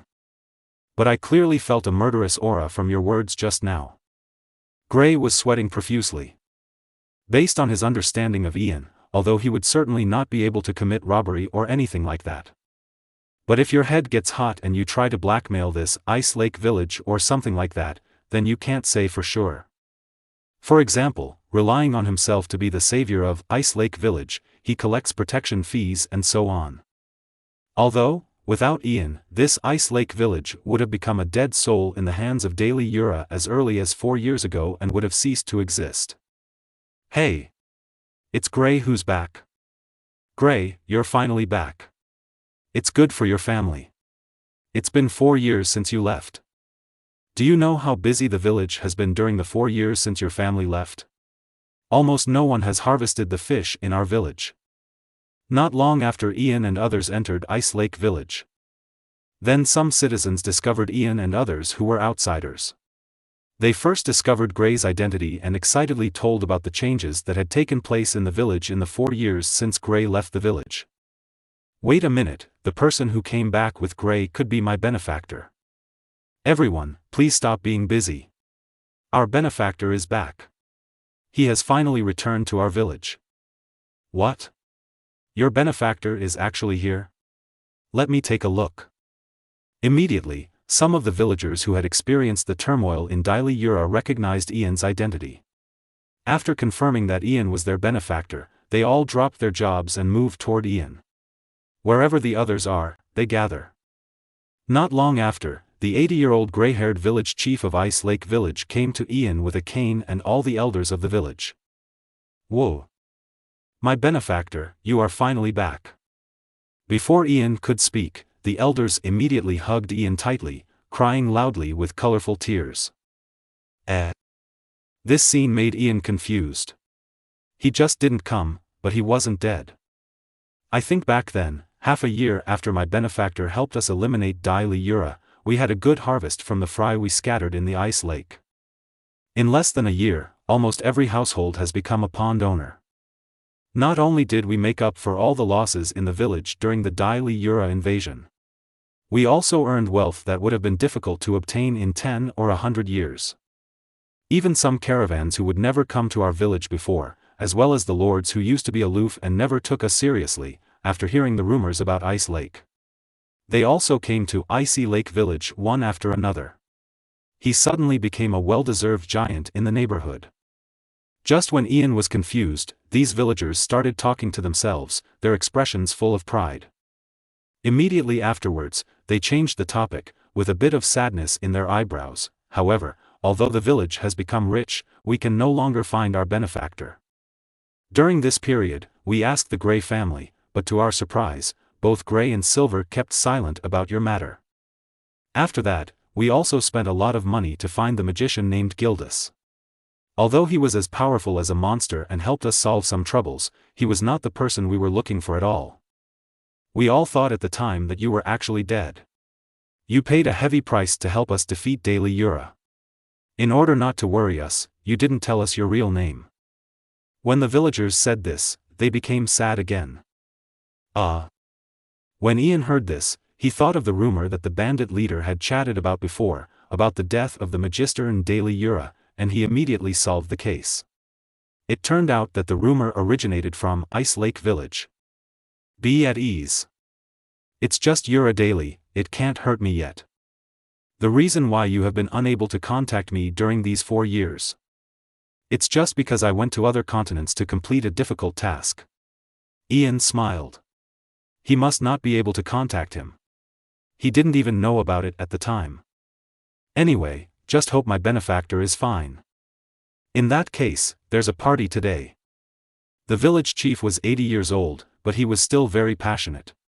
He stroked his long beard and shouted loudly. Oh! As the village chief finished speaking, the whole village cheered loudly, and for a while they decorated lights and colorful decorations, as if celebrating the new year. Good wine, good dishes, and all kinds of food were all delivered to Ian and others. Tons, tons, tons. Because she went to a bar on the train to drink, she missed the time to get off the train. After being asked to get off by the conductor, Kana was awakened by the cold wind. She immediately picked up the barrel and drank it again. Since her feet Phylong couldn't catch up, but at least he had to drink to his heart's content. Click. Click. Natsu picked up the fish in front of him and started showing off. In the past few days on the train, he had not been awake much, and he was already starving. As for Gray, he walked towards his residence under the leadership of the village chief. It is said that the villagers also helped his family rebuild a house in the village.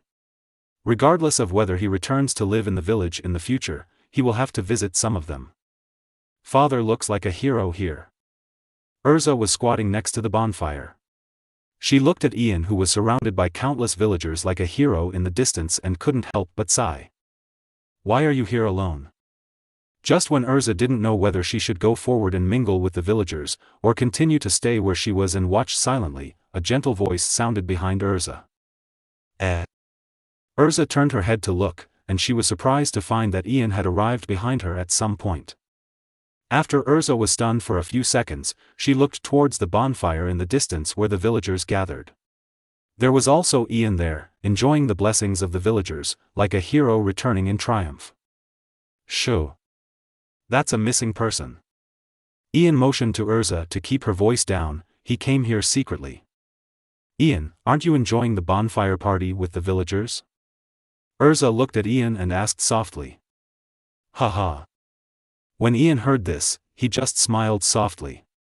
He gently stroked ERZA's little head and said softly, "It's just a campfire party, why is it more important to be with your daughter?" Do you mean? ERZA trembled slightly when she heard this. She didn't seem to expect that Ian actually knew her identity. As early as the first day you came to the guild, I already knew your identity. After all, you look so much like her, how could I not recognize you? Besides, are there really scumbags in this world who can't recognize their own daughters? When Ian said this, his voice paused slightly. He really didn't mean to target anyone. At the same time, in the south of the kingdom of Fiori, a man with short orange hair slicked back was sneezing vigorously. Akiu. Could it be that one of my sisters is missing me, Guildarts? It seems I have to work harder. Guildarts was thinking this way, and without paying attention, he used shattering magic to shatter a nearby mountain. Return to Ice Lake Village. Suck. Ian took a deep breath first, then looked at ERZA and asked softly, "How have you and your mother, Irene, been doing these years?" Father. We've had a great time these years. Mother misses you so much, and I miss you too. The corners of ERZA's eyes were red, and she threw herself into Ian's arms and shouted loudly. We will never be separated again. Ian patted ERZA's back gently, and the corners of his eyes were a little moist. Hearing this, ERZA nodded vigorously. Speaking of your mother Irene, Ian said, bringing the topic to Irene again. Mother said she can't come yet. She has to deal with a certain coquettish B****ch who is wreaking havoc on the northern continent and eyeing Ishgar covetously. ERZA imitated Irene's posture and preached. When Ian heard this, he had an ominous premonition. Chapter 32 Moon Dragon Celine and Irene Berserian. No, wait a moment. Ian frowned and felt bad. He looked at ERZA in a panic and asked, "So, who is the coquettish B****ch you are talking about who is wreaking havoc on Kiltina, the northern continent?" It seems to be called Celine. ERZA looked like she was thinking, and after thinking for a while, she finally revealed the person who was known as a coquettish B****ch. To be precise, it is the name of the dragon known as the coquettish B****ch. Celine. Ian repeated Celine's name with some bitterness in his heart. Sure enough, some things cannot be escaped at all. Father, listen to me. That woman named Celine is really bad as hell. According to what Mother said. In the past 400 years, Celine has often caused trouble for my mother. Fortunately, mother has also been practicing for 400 years, and her strength is not weaker than hers. But because the two restrict each other, no one can easily enter the continent of Ishgar. Mother, just sending me in is already the limit. So, father, please wait. When mother can defeat that charming ***ch Celine, our family can be together forever. ERZA frowned and spoke seriously. Celine and Irene. Trouble. Things are getting troublesome. However, according to what ERZA said. In other words, does Irene now have the strength of a divine dragon? But that's right. Originally, Irene did nothing and simply let the dragon seed in her body grow naturally, and she was able to reach a level that threatens Shenlong. What's more, she has been practicing for 400 years in order to deal with someone. Irene is so powerful right now. Ian thought silently in his heart. And mother also asked me to tell you, never try to go to the West Continent to find her. Your current strength is really too weak. As long as we leave the continent of Ishgar, which is protected by Lord Acnologia, you will be captured directly by that bad woman. ERZA watched Ian preach without mercy. I'm really sorry about the fact that my strength is really weak. When Ian heard this, the corners of his eyes twitched slightly. It's too miserable to be despised by your own daughter for your strength or something. All right. So, those dragon cubs in the northern continent who have a grudge against me have long known that I am in the Ishgar continent? The reason why they didn't come to retaliate against me is all because of Lord Acnologia's constant protection of me. When Ian thought of this, his thoughts began to drift away. He couldn't help but think of the first simulation, when he exhausted his life and magic power and entered a state of confusion. The scene where Acnologia suddenly descended from the sky and wiped out all the dragons that were enemies of humans, that was really a sense of security. Unfortunately, after 400 years, Acnologia, who was the savior of mankind and the hero of mankind, has completely degenerated into the Demon King, and transformed into a symbol of destruction, wandering around Ishgar. On the mainland. No matter what, Acnologia is Ian's hero. Although, once Acnologia discovered him, there is no need for other divine dragons to take action, Acnologia will be the first to kill him, that's all. However, as ERZA said, Ian also has a thorough understanding of the world situation. First of all, Acnologia is undoubtedly the strongest in terms of combat power. Next are the divine dragons who claim to be no weaker than Acnologia, and Irene, the mother of dragon-slaying magic who has worked hard to practice for 400 years. After this, there should be the strongest magic king Ogast in mankind, and the black mage Zeref. Of course, this Zeref does not take into account the immortality of the calming curse, otherwise it will kill non-magic immune Shenlong level. As for the flame dragon king Igneal who sealed himself in Natsu's body, he is probably a divine dragon level existence, or he will definitely not be weaker than any divine dragon. Especially Igneal's close combat, which is a powerful combat power that can threaten Acnologia. Call. Ian thought of this and took a long breath. Although Ian's strength has reached the king level, he still has a huge gap when facing these monsters standing at the top of the continent and the top of the planet. It seems there is a long way to go. At this moment, for the first time, Ian wanted power so desperately. This time, it's not because Ian wants to save anyone, but because he wants to save himself. Ian has too many enemies, and they are all top-notch fighters. Fortunately, these top combat forces are currently restraining each other and are in a relatively stable situation. This gives Ian enough time to develop and he can continue to work hard to improve himself. Ian believes that with his talent, sooner or later, he can rival these monsters.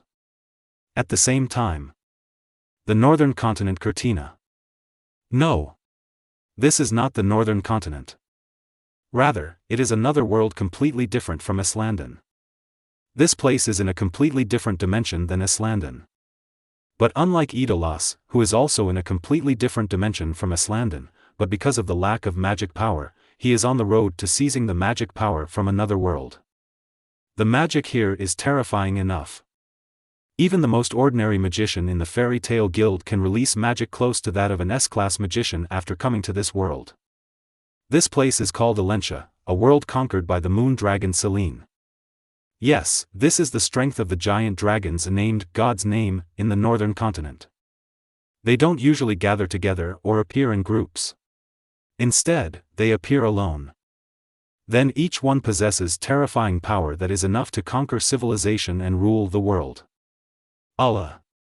The magic circle I arranged outside the Ishgar continent was actually taken advantage of by Irene and sent a little dragon cub into it.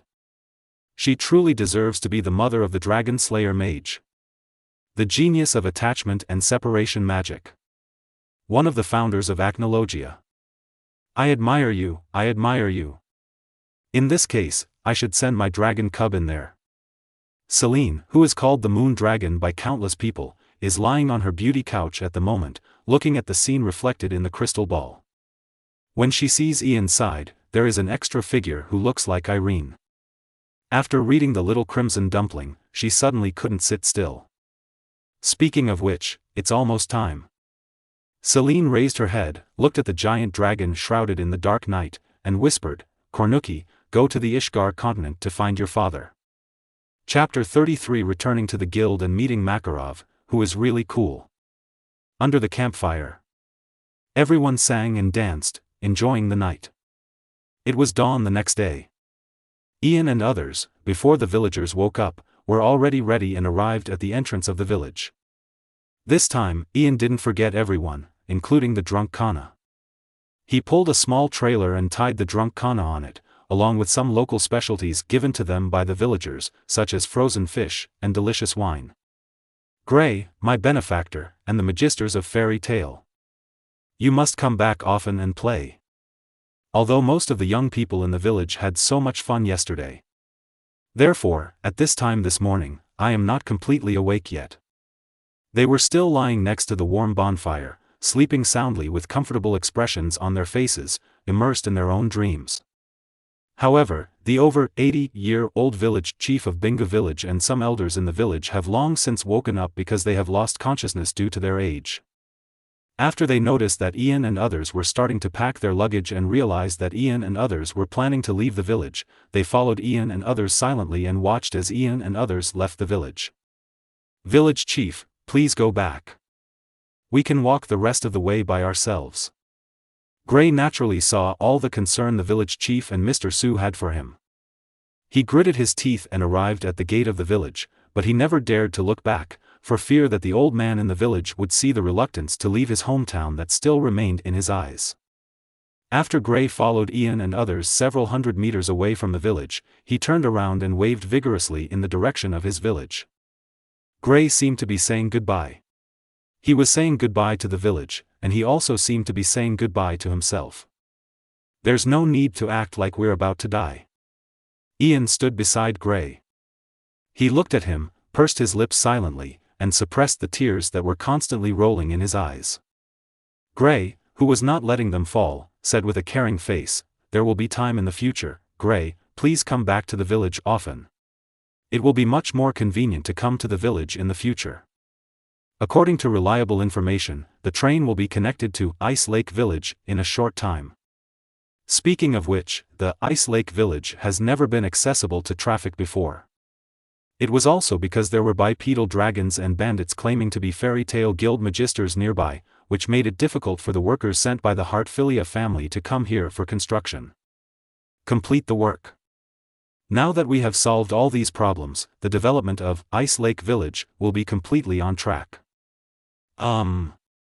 Gray nodded vigorously when he heard this. "Father, you always do things thoughtfully." ERZA followed Ian and chuckled after listening to Ian's words of comfort to Gray. Speaking of which, Natsu used the dragon scale-shaped scarf that Igneel gave him to wrap up his cheeks. He looked at ERZA and Ian with a look full of secrets, and he seemed to be thinking about something. Not long after, Natsu took a deep breath and asked, "I have always wanted to ask, what is the relationship between ERZA and Ian? From now on, the breath of the two of you has given me I have a very similar feeling. It seems I can't hide it anymore. Yes, ERZA is my daughter. Ian held the tiny ERZA in front of him and introduced his relationship with ERZA to Natsu, Gray, and Kana, who was lying on the stroller and sleeping soundly. Goddaughter? Gray raised his eyebrows and asked hesitantly. It's really rude. I am your father's biological daughter. Before Ian could speak, ERZA directly refuted Gray. As ERZA finished speaking, both Natsu and Gray showed shocked expressions. In that case, Ian, have you already been married? Gray looked at Ian and asked in a panic. Yes. Ian nodded lightly. He had indeed been married for a long time, more than 400 years ago. Is your relationship status now divorced? Gray pursed his lips and looked at Ian and asked nervously. That's because, Gray, you are worrying too much.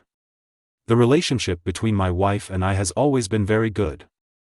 When Ian heard this, he shook his head and smiled. Okay. It took Gray nearly 10 minutes to reluctantly accept the fact that Ian was married and had a daughter, and that this daughter was ERZA. I saw Gray gently wiping the sweat on his forehead with his sleeve, and murmured in his heart, now, Master, she is completely out of luck. It seems necessary to inform Master and ask Master to return to the guild immediately.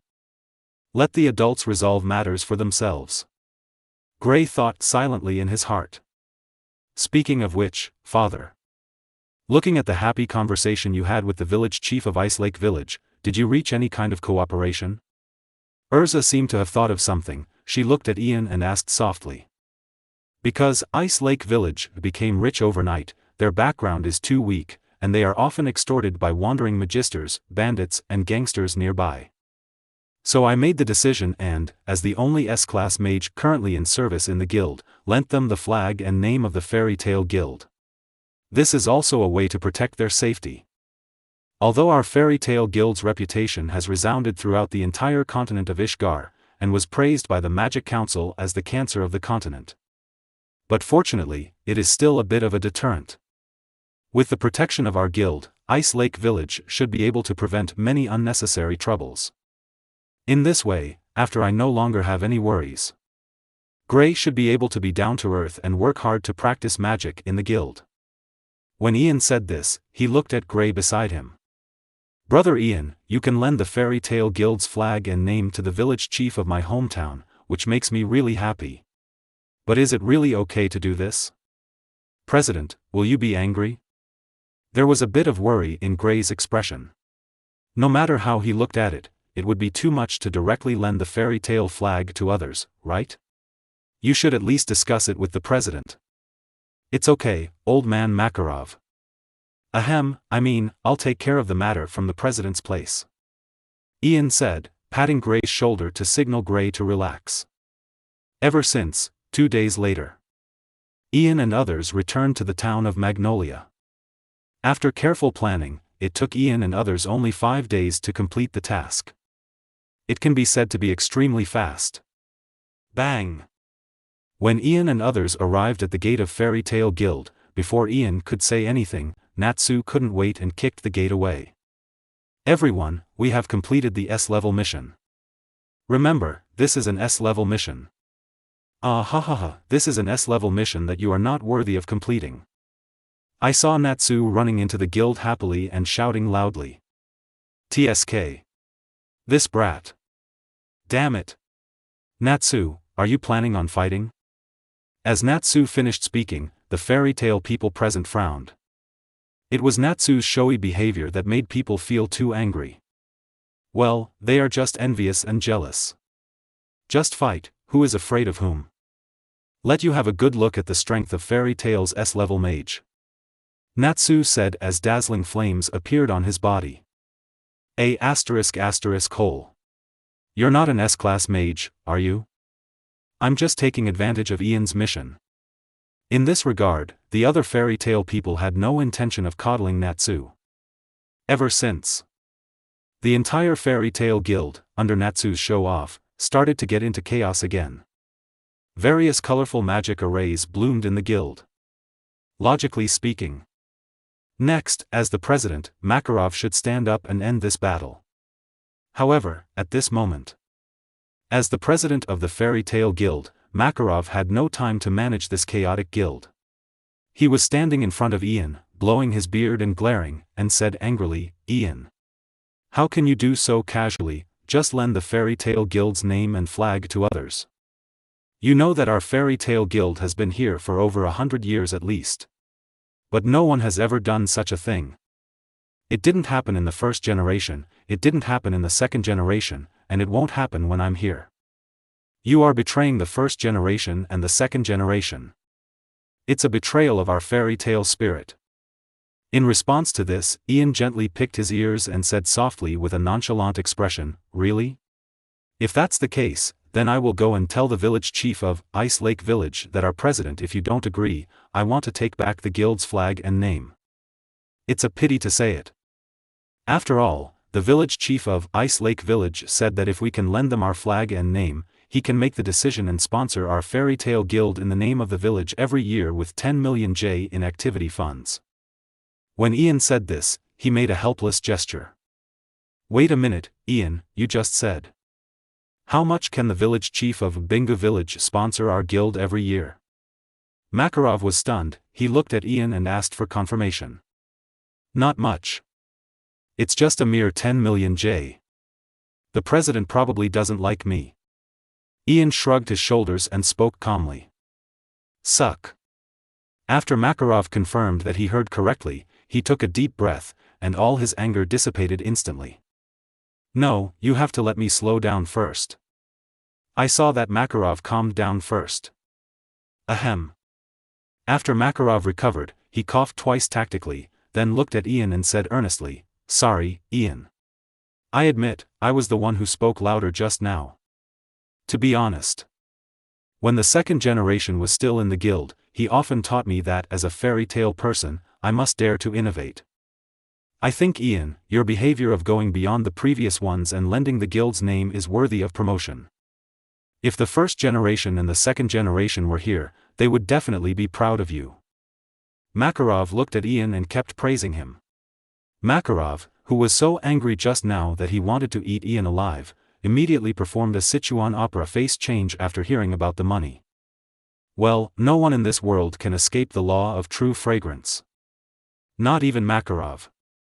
Chapter 34. The rule of fairy tale is that there are no rules. The arrival of the Mira Jane sisters. Natsu, don't be too arrogant. This is fairy tale.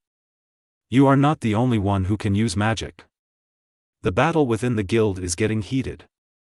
The people of Fairy Tale, who were still in the stage of punching and kicking, finally revealed their magic circles after realizing the huge physical gap between ordinary magisters and Dragonslayer magisters. For a moment, colorful magic circles flickered in the dim guild hall. If these guys are allowed to continue fighting, the entire guild will be destroyed, right? Hey! You brats, why don't you stop quickly? However, the battle between this group of fairy tale people was about to escalate to the next stage. Accompanied by a majestic and hoarse voice, Makarov, who was releasing golden magic power all over his body, appeared above everyone's head at some point. As he spoke, Makarov slowly landed on the fence on the second floor of the guild, where only the S-class mages of the guild were allowed to go, and glared at everyone present. Although Makarov didn't say a word, it was enough to intimidate everyone. Yes. President. When in the guild, the group of fairy tale people who were not afraid of anything, found out that Makarov, the guild leader, finally spoke, they all stopped what they were doing and sat back on their seats, being honest. Come down. Obviously, Makarov still has a deterrent effect in Fairy Tale Guild. Of course, these people who have become honest do not include Natsu. Fire Dragon's Iron Fist. Natsu took advantage of everyone's pause and chose to launch a general attack on his enemies. I saw Natsu with a ferocious smile on his face, his body burning with flames, punching away several stunned guild members, and laughing, "Ahahaha. You guys are actually in the middle of the battle. What a fool. If you were not facing me, but a magic beast or a magician from the Dark Guild, you would have died just now. Hey! The real fool is you, Natsu. Didn't you see that all the president's elders came out? Why don't you stop it quickly?" In response, Gray looked at Natsu and said speechlessly, Natsu, this guy, is a little too confused to understand the atmosphere, right? President, Mr. Guild? When Natsu heard this, he looked up in confusion. What caught Natsu's eyes was a huge fist as big as a table or chair. Yes, Makarov is too lazy to say anything.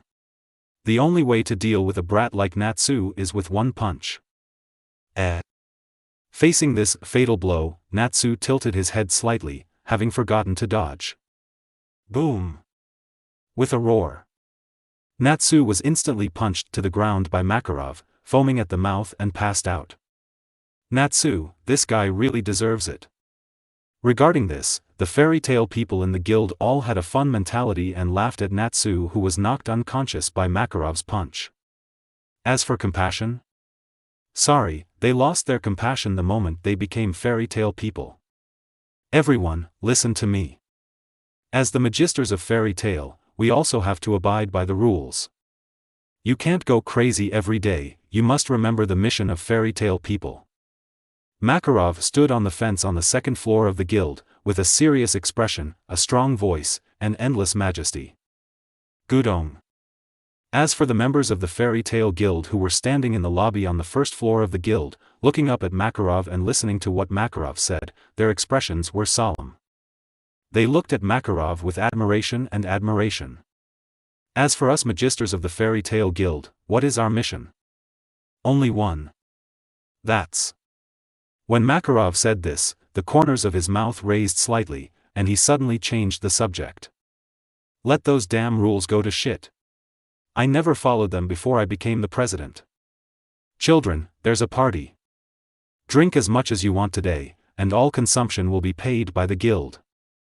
Makarov stood on the second floor, looking at the guild members downstairs, his children, and shouted loudly. Oh!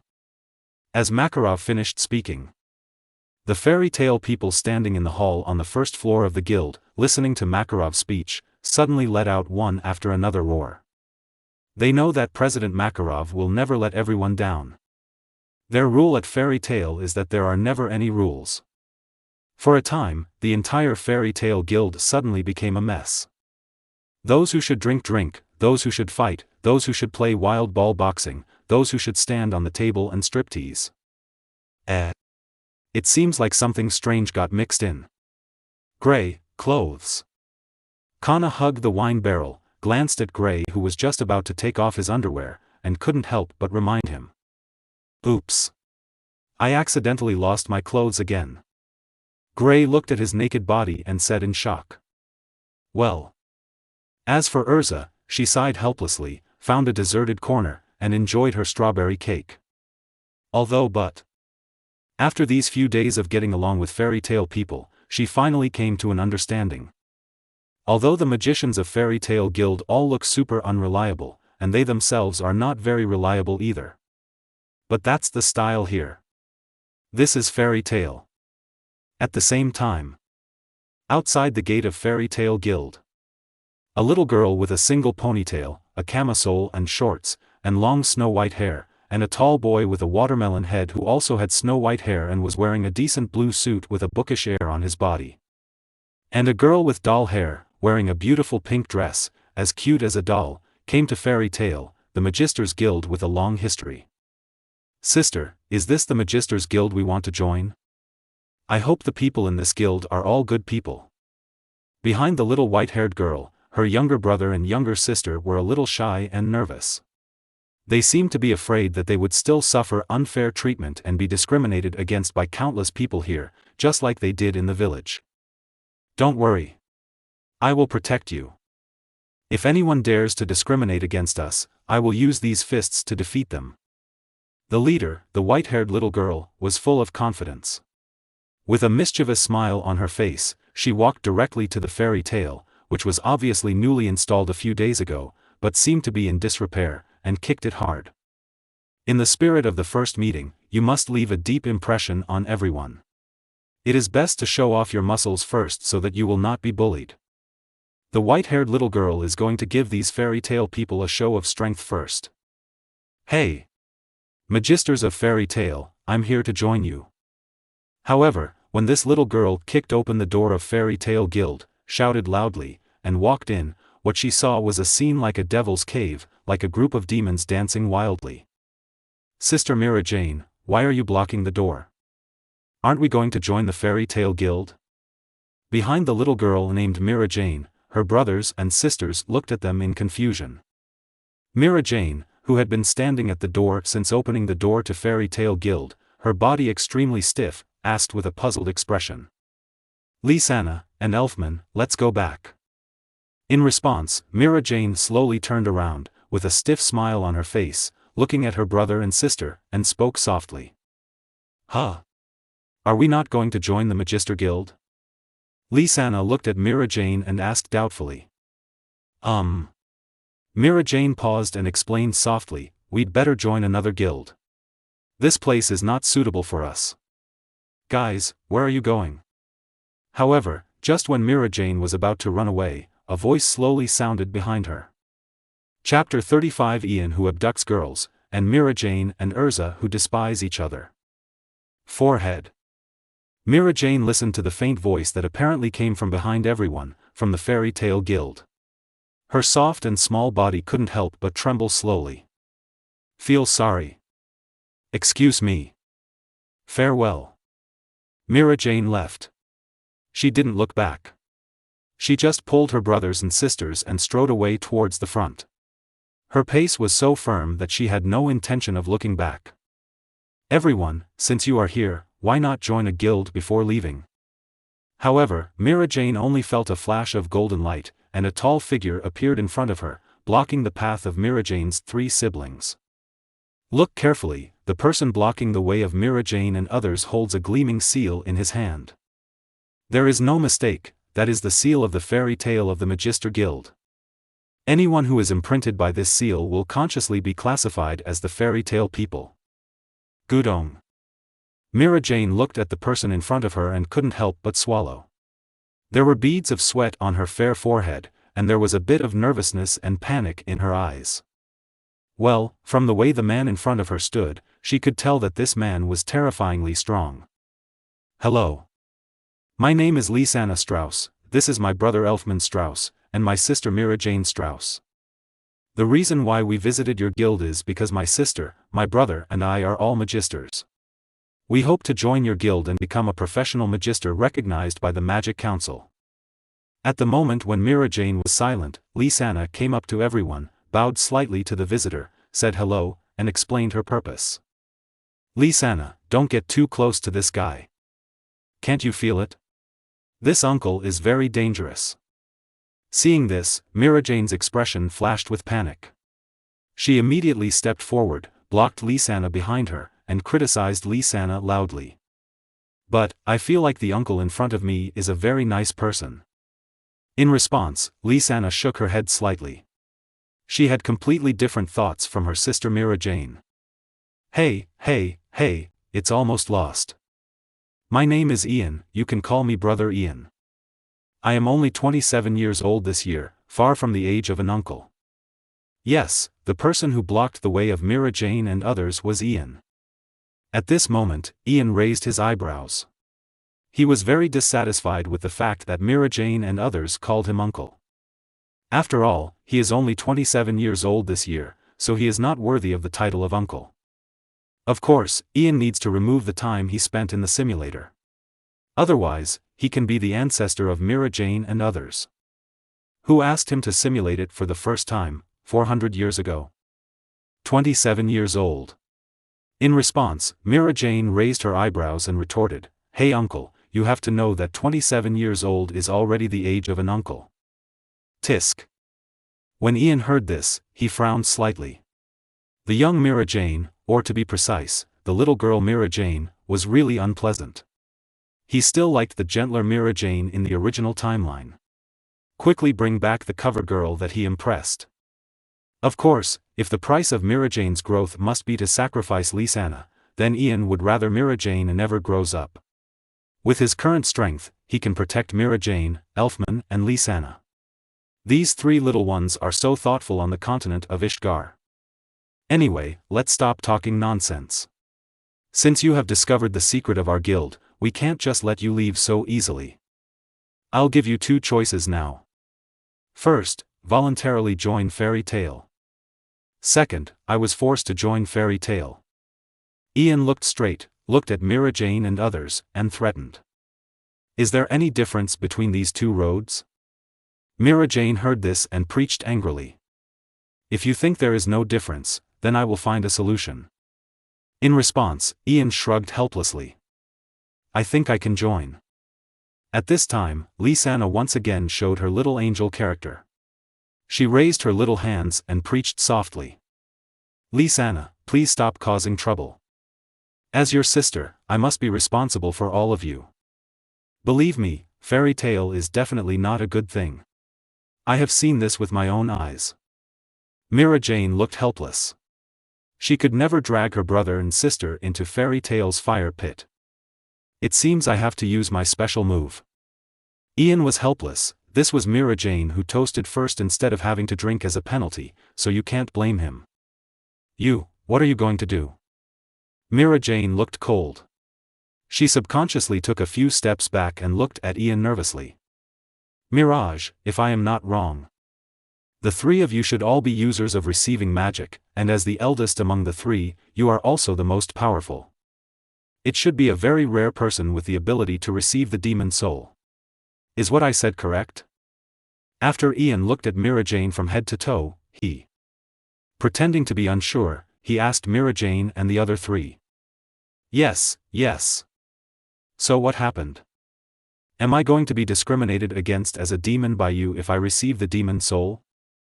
Mira Jane looked unhappy, with a bit of anger in her eyes as she looked at Ian and asked. Obviously, Mira Jane experienced too many bad things before coming to Fairy Tale Guild. Mirage, you misunderstood. In our fairy tale, no matter you are a goblin or a dragon. Even if you are a real demon, we will not discriminate against you. We always treat every member equally, let alone you who only mastered the magic of receiving demons. When Ian said this, he smiled softly, and then at a speed that Mira Jane could not react, he got in front of the other party and opened his own paradise space. Girl, do you want to gain power? Do you want to have the magic to protect your younger brothers and sisters from being bullied? Do you want to obtain a demon soul that is so powerful that it can destroy a town in minutes? The demon souls in my hands are not at the same level as the incomplete and weak demon souls you are receiving now. As long as you join Fairy Tale, these are yours. Ian placed his trophies in front of Mira Jane, and used his words to seduce him like a profiteer or a pyramid scheme. Mira Jane is an expert on demon souls. She can feel what level of existence the souls in Ian's hands are. Among them, especially the dark blue demon, gave her an unfathomable feeling. The name of this demon soul is Daily Yura. It is one of the works of the black mage Zeref who was rampant 400 years ago. As long as you can fully master the power of this demon, you will be able to gain strength that rivals or even surpasses the level of the 10 holy magisters. Ian saw Mira Jane's desire for the demon soul in his hand and continued to seduce. In fact, Daily Yura's strength is still very strong. If he hadn't met Yu who was at the Holy 10 level and also mastered the elimination attribute magic. Daily Yura was originally supposed to be the gate of Hades, second only to the titular president END, and the third and most substantial number 2 figure to Maldo Gil, the Lord of Hades. When Daily Yura is an enemy, what a beast. But when Daily Yura's power becomes a teammate, it becomes extremely reliable. Beyond the Holy 10? Mira Jane murmured softly, with a hint of desire for power in her eyes. I agree. In the end, Mira Jane was completely defeated by this power so close to her. She lowered her head and resigned to her fate, choosing to join Fairy Tale. Don't worry. In fact, there is only one thing. I can guarantee you with my life. You will never regret joining our Fairy Tale. Ian looked at the 3 Mira Janes and said with a smile. I hope so. Mira Jane entered the path feebly. That's all. Ian pressed the Fairy Tale Guild mark on the backs of Mira Jane, Elfman and Lisanna's hands. My father is abducting underage girls, and I want to tell my mother. Just after Ian pulled Mira Jane and others into the Fairy Tale Guild, ERZA, who had been leaning at the gate with a strawberry cake in her hand and silently observing Ian and others, said this. ERZA, please wait a moment. What do you mean, I'm kidnapping an underage girl? You have to make this clear. Father, I am dedicated to fairy tale. If it weren't for our fairy tale guild, where the number of new members joining the guild continues to decline every year, I wouldn't have used this method. When Ian heard this, cold sweat broke out on his forehead, and he spoke nervously. In response, ERZA just smiled softly. She moved closer to Lisanna, her eyes were slightly stunned, and she murmured, "What a cute girl. This cake is for you to eat. Welcome to the Fairy Tale Guild," ERZA said as she handed the strawberry cake in her hand to Lisanna. "Thank you, sister," Lisanna said, smiling as she accepted the cake from ERZA. "So sweet." Lisanna used the small spoon in her hand to gently scrape off some cream and put it into her mouth, then she immediately showed a happy smile. "Lisanna, how many times have I told you not to eat cakes from strangers? You have to be especially careful, these foods are poisonous. Also, your sister is me, don't call other people your sister." Mira Jane looked at Lisanna, who was bribed by ERZA with a piece of strawberry cake, and said with some hatred. "What do you mean?" Before Mira Jane could finish her words, ERZA, who was very dissatisfied with Mirage's words, had already arrived in front of Mirage. She didn't know why, but she just felt unhappy with Mirage. "I mean that literally." "What? Are you not convinced?" Mira Jane frowned and said angrily. "Looking for a fight, right?" ERZA said, having already drawn the knight's sword from her waist. "You think I'm afraid of you?" Mira Jane's arm flashed, using the area to receive magic, and turned into a demonic arm. For a moment, the air around the two people began to solidify. Well, Mira Jane is indeed a natural fairy tale person. In this regard, Ian said with great satisfaction. Chapter 36. Ian, what did I say? Fairy tale is great, right? Speaking of which, Mirage, your reception magic seems to be working very well. Has anyone given you any advice? Ian looked at Mira Jane, who was now ready to accept the manipulation of magic. After thinking for a moment, he couldn't help but ask. If he remembered correctly, under normal circumstances, Mira Jane's magic power should be out of control at this time. It's the kind of person who cannot fully control his own receiving magic, causing part of his body to become irreversibly demonized. Well, as Ian's magic power becomes stronger and stronger, his memory becomes better and better. Many details he memorized when reading fairy tale comics in his previous life are now flashing in his mind like slides. Pass. Oh, you mean the receiving magic I'm using now? It was my benefactor who taught me. Mira Jane turned her head and looked at Ian and explained.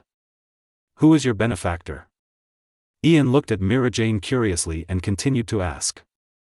In Ian's impression, at this time, there should be only a few people who can successfully help Mira Jane and freely control the magic power in the body through a few simple instructions. There is no doubt that these people are all master-level magisters. My benefactor's name is Ulu. Mira Jane didn't pretend to be mysterious and said bluntly. Is it really you? Are you? Ian smiled, he had already guessed it was you. Are you? Maybe this is the so-called butterfly effect? As Ian uses the simulator to correct the tragedy of this world, everything in this world is undergoing amazing changes. Ian helped Ulu and allowed Ulu to survive successfully. And Ulu who successfully survives will help more people in need. I also heard. Senior, you are you who helped our sisters. She is a member of the Magister Guild Fairy Tale. I want to become as chic and powerful a female magician as she is.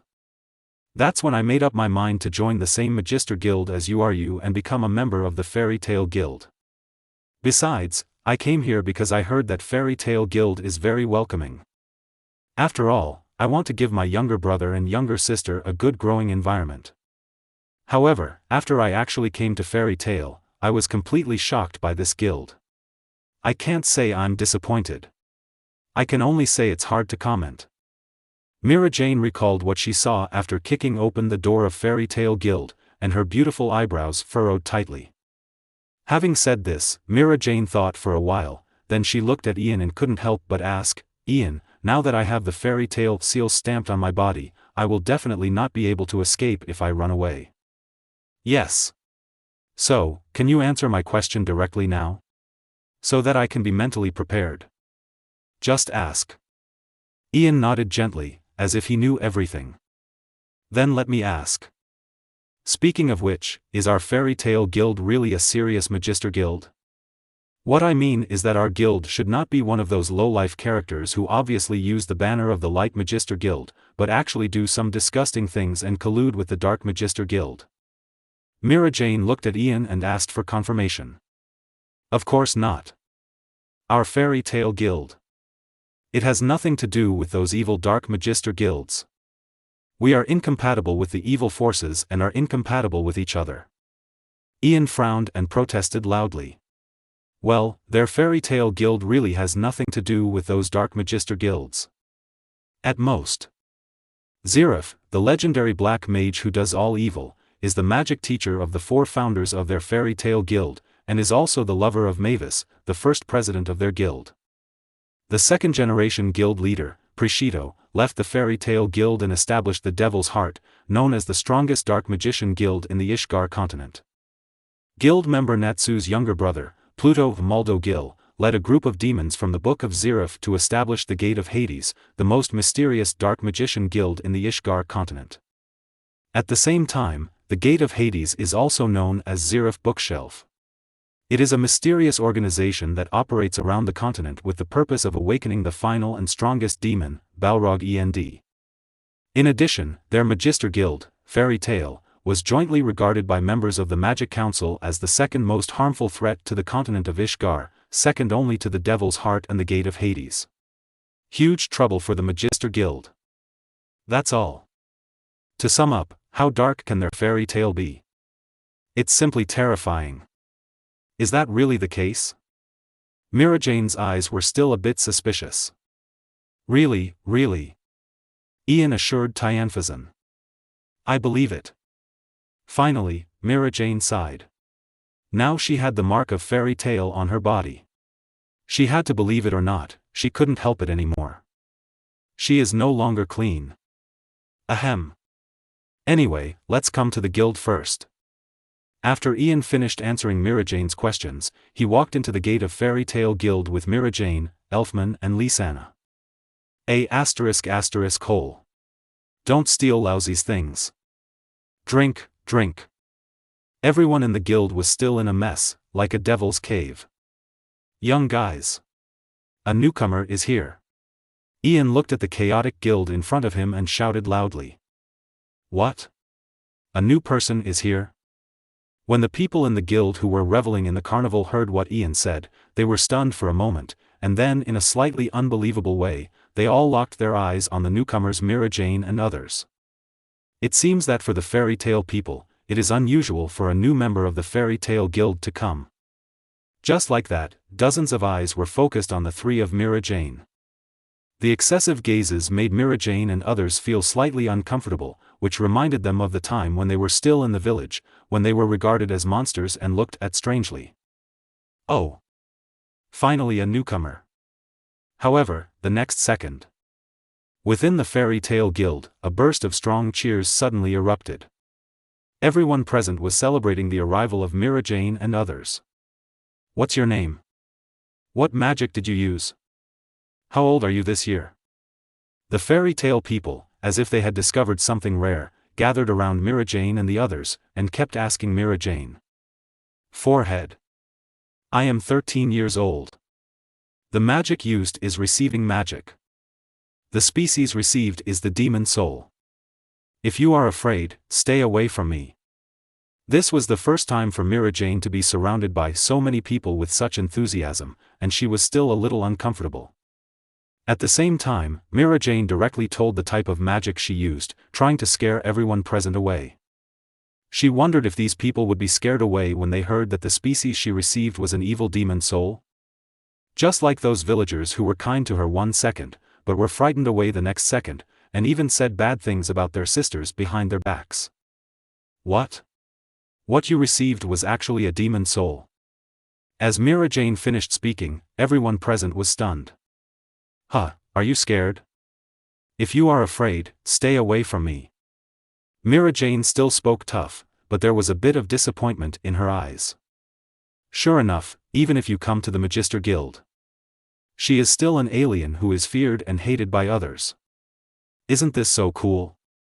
Unfortunately, what Mira Jane thought did not happen.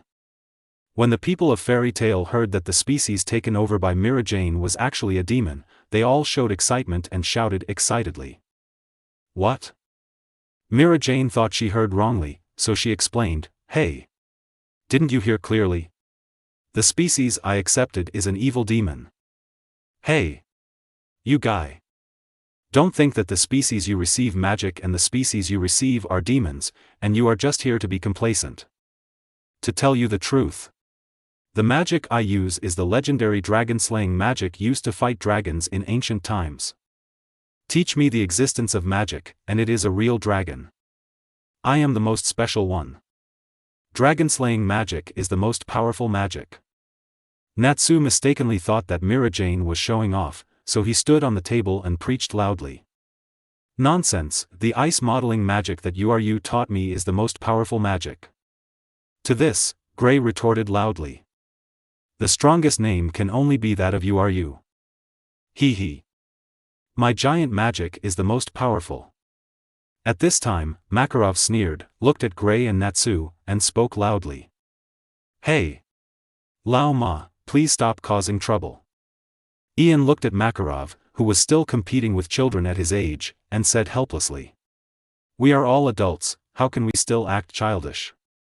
Then, Ian added, "Obviously, the gravity and celestial magic I control are the most powerful. Ahem. My magic is the strongest and most special. You fart. Mine is the most special. Huh, it seems that only by having a fight can we know whose magic is the strongest and most special. Just hit me. Do you think I'm afraid of you? That's funny." For a time, everyone in Fairy Tale Guild once again evolved from a verbal dispute to a fist fight, and developed into a magical war. No. What is this all about? Seeing this, Mira Jane couldn't help but wipe the tears from the corners of her eyes gently. This guild was really messy, but as Ian said, no one would discriminate against her at all. Because all the members in the guild are just like her, they are outright aliens. What did I say? Fairy Tale is great, right? In this regard, Ian smiled and said. Chapter 37 Shock. Fairy Tale's forces have invaded the Magic Council? My head hurts. When Ian opened his eyes, what comes into view is a completely unfamiliar ceiling. Damn it, has my strength really declined? It was just a few bottles of water and oolong tea, and it made me collapse. It seems that training is needed. Ian muttered to himself while rubbing his sore temples. Well, I can't say that the ceiling is completely unfamiliar. After all, this is Fairy Tale's Guild Hall. It's just that Ian rarely sees this kind of scene after waking up, that's all. To be honest, Ian drank too much in the guild. As a result, there were only a handful of times when I passed out drunk in the guild hall. As for Ian's surroundings, there are messes all over the place. With a group of guildmates lying on the floor, sleeping on the ground. Apparently, Ian was the first to wake up. As for the rest of the guild, except for those who were driven home early by Ian, the miners headed by ERZA and Mira Jane, and the other companions in the guild were all still immersed in their dreams. They couldn't wake up from last night's hangover. By the way, Kana is not included in this group of miners. This girl fought till the end yesterday and brought down the entire guild. And eventually died together with Ian, who had practiced dragon-slaying magic and had a different metabolism than ordinary people. Sure enough, Mavis, who has the most discerning eye in the Fairy Tale Guild and is praised by countless people as the fairy strategist, and is also the first president of the Fairy Tale Guild, was right. As the daughter of Guildarts, Kana has great potential. Amazingly big. Maybe Kana is working in the wrong direction. Kana's magic power is actually not weak. After all, she is the daughter of Guildarts. Her heritage lies here. As long as you work hard and practice, you will definitely gain something. But the card magic she uses relies too much on the attributes and power of the cards. Of course, this is also a common problem with possession magic. Perhaps I can work hard to develop her magic power and help her open the second magic source. Then please ask the first generation to pass on the brilliance of fairies to her. Let Kana practice super magic as basic magic like Gildarts did. Ian looked at Kana lying on the table. As Kana, who had defeated him head-on last night and successfully crowned the fairy tale alcoholic king, he secretly made more than 100 plans for Kana to become stronger. Hello, is anyone there? Is this fairy tale? Just when Ian was stroking his chin and secretly making plans, a weak voice came from the door of fairy tale. When Ian heard this, he looked back. I saw a messenger boy wearing a magic postman uniform, holding a letter in his hand, standing at the gate of Fairy Tale Guild, wandering around, as if hesitating whether to come in or not. This is Fairy Tale, who are you looking for? After hearing this, Ian came to the gate, looked at the messenger boy and asked. Forehead. When the messenger boy looked at Ian who suddenly appeared, he looked slightly startled at first. Immediately, a professional smile appeared on his face and he said softly, well, that's it. This letter is submitted to Mr. Ian. Who is Mr. Ian? What a coincidence, I am Ian. Ian didn't seem to expect that someone would send him a letter. He scratched his messy hair, looked at the messenger boy in front of him, and said, excuse me, who sent me this letter? Forehead. It's a man named Silver for Pasta. Brother, replied with a smile. I see, is this a letter from Ian? When Ian heard this, his eyes suddenly lit up, and he took the letter from his younger brother as he spoke. Right. Please sign your name here. The little brother said, handing a pen and a roster to Ian. Okay. Ian nodded slightly. However, when he planned to use the messenger's pen to write his name, only to find that the pen was out of water. Sorry, it seems that the previous customer ran out of water. I'll fill the ink for you right now. The messenger boy looked embarrassed. He hurriedly searched for spare pens and ink from the backpack he carried. Don't worry. I also have a pen, please wait for me a moment. Seeing this, Ian just smiled softly. After he finished speaking, he returned to the guild and went to the bar to get the pen that the president usually used to write letters. Thank you for your understanding. When the messenger heard this, he quickly turned towards Ian, who turned around and went to the guild to get a pen, and bowed deeply to express his gratitude.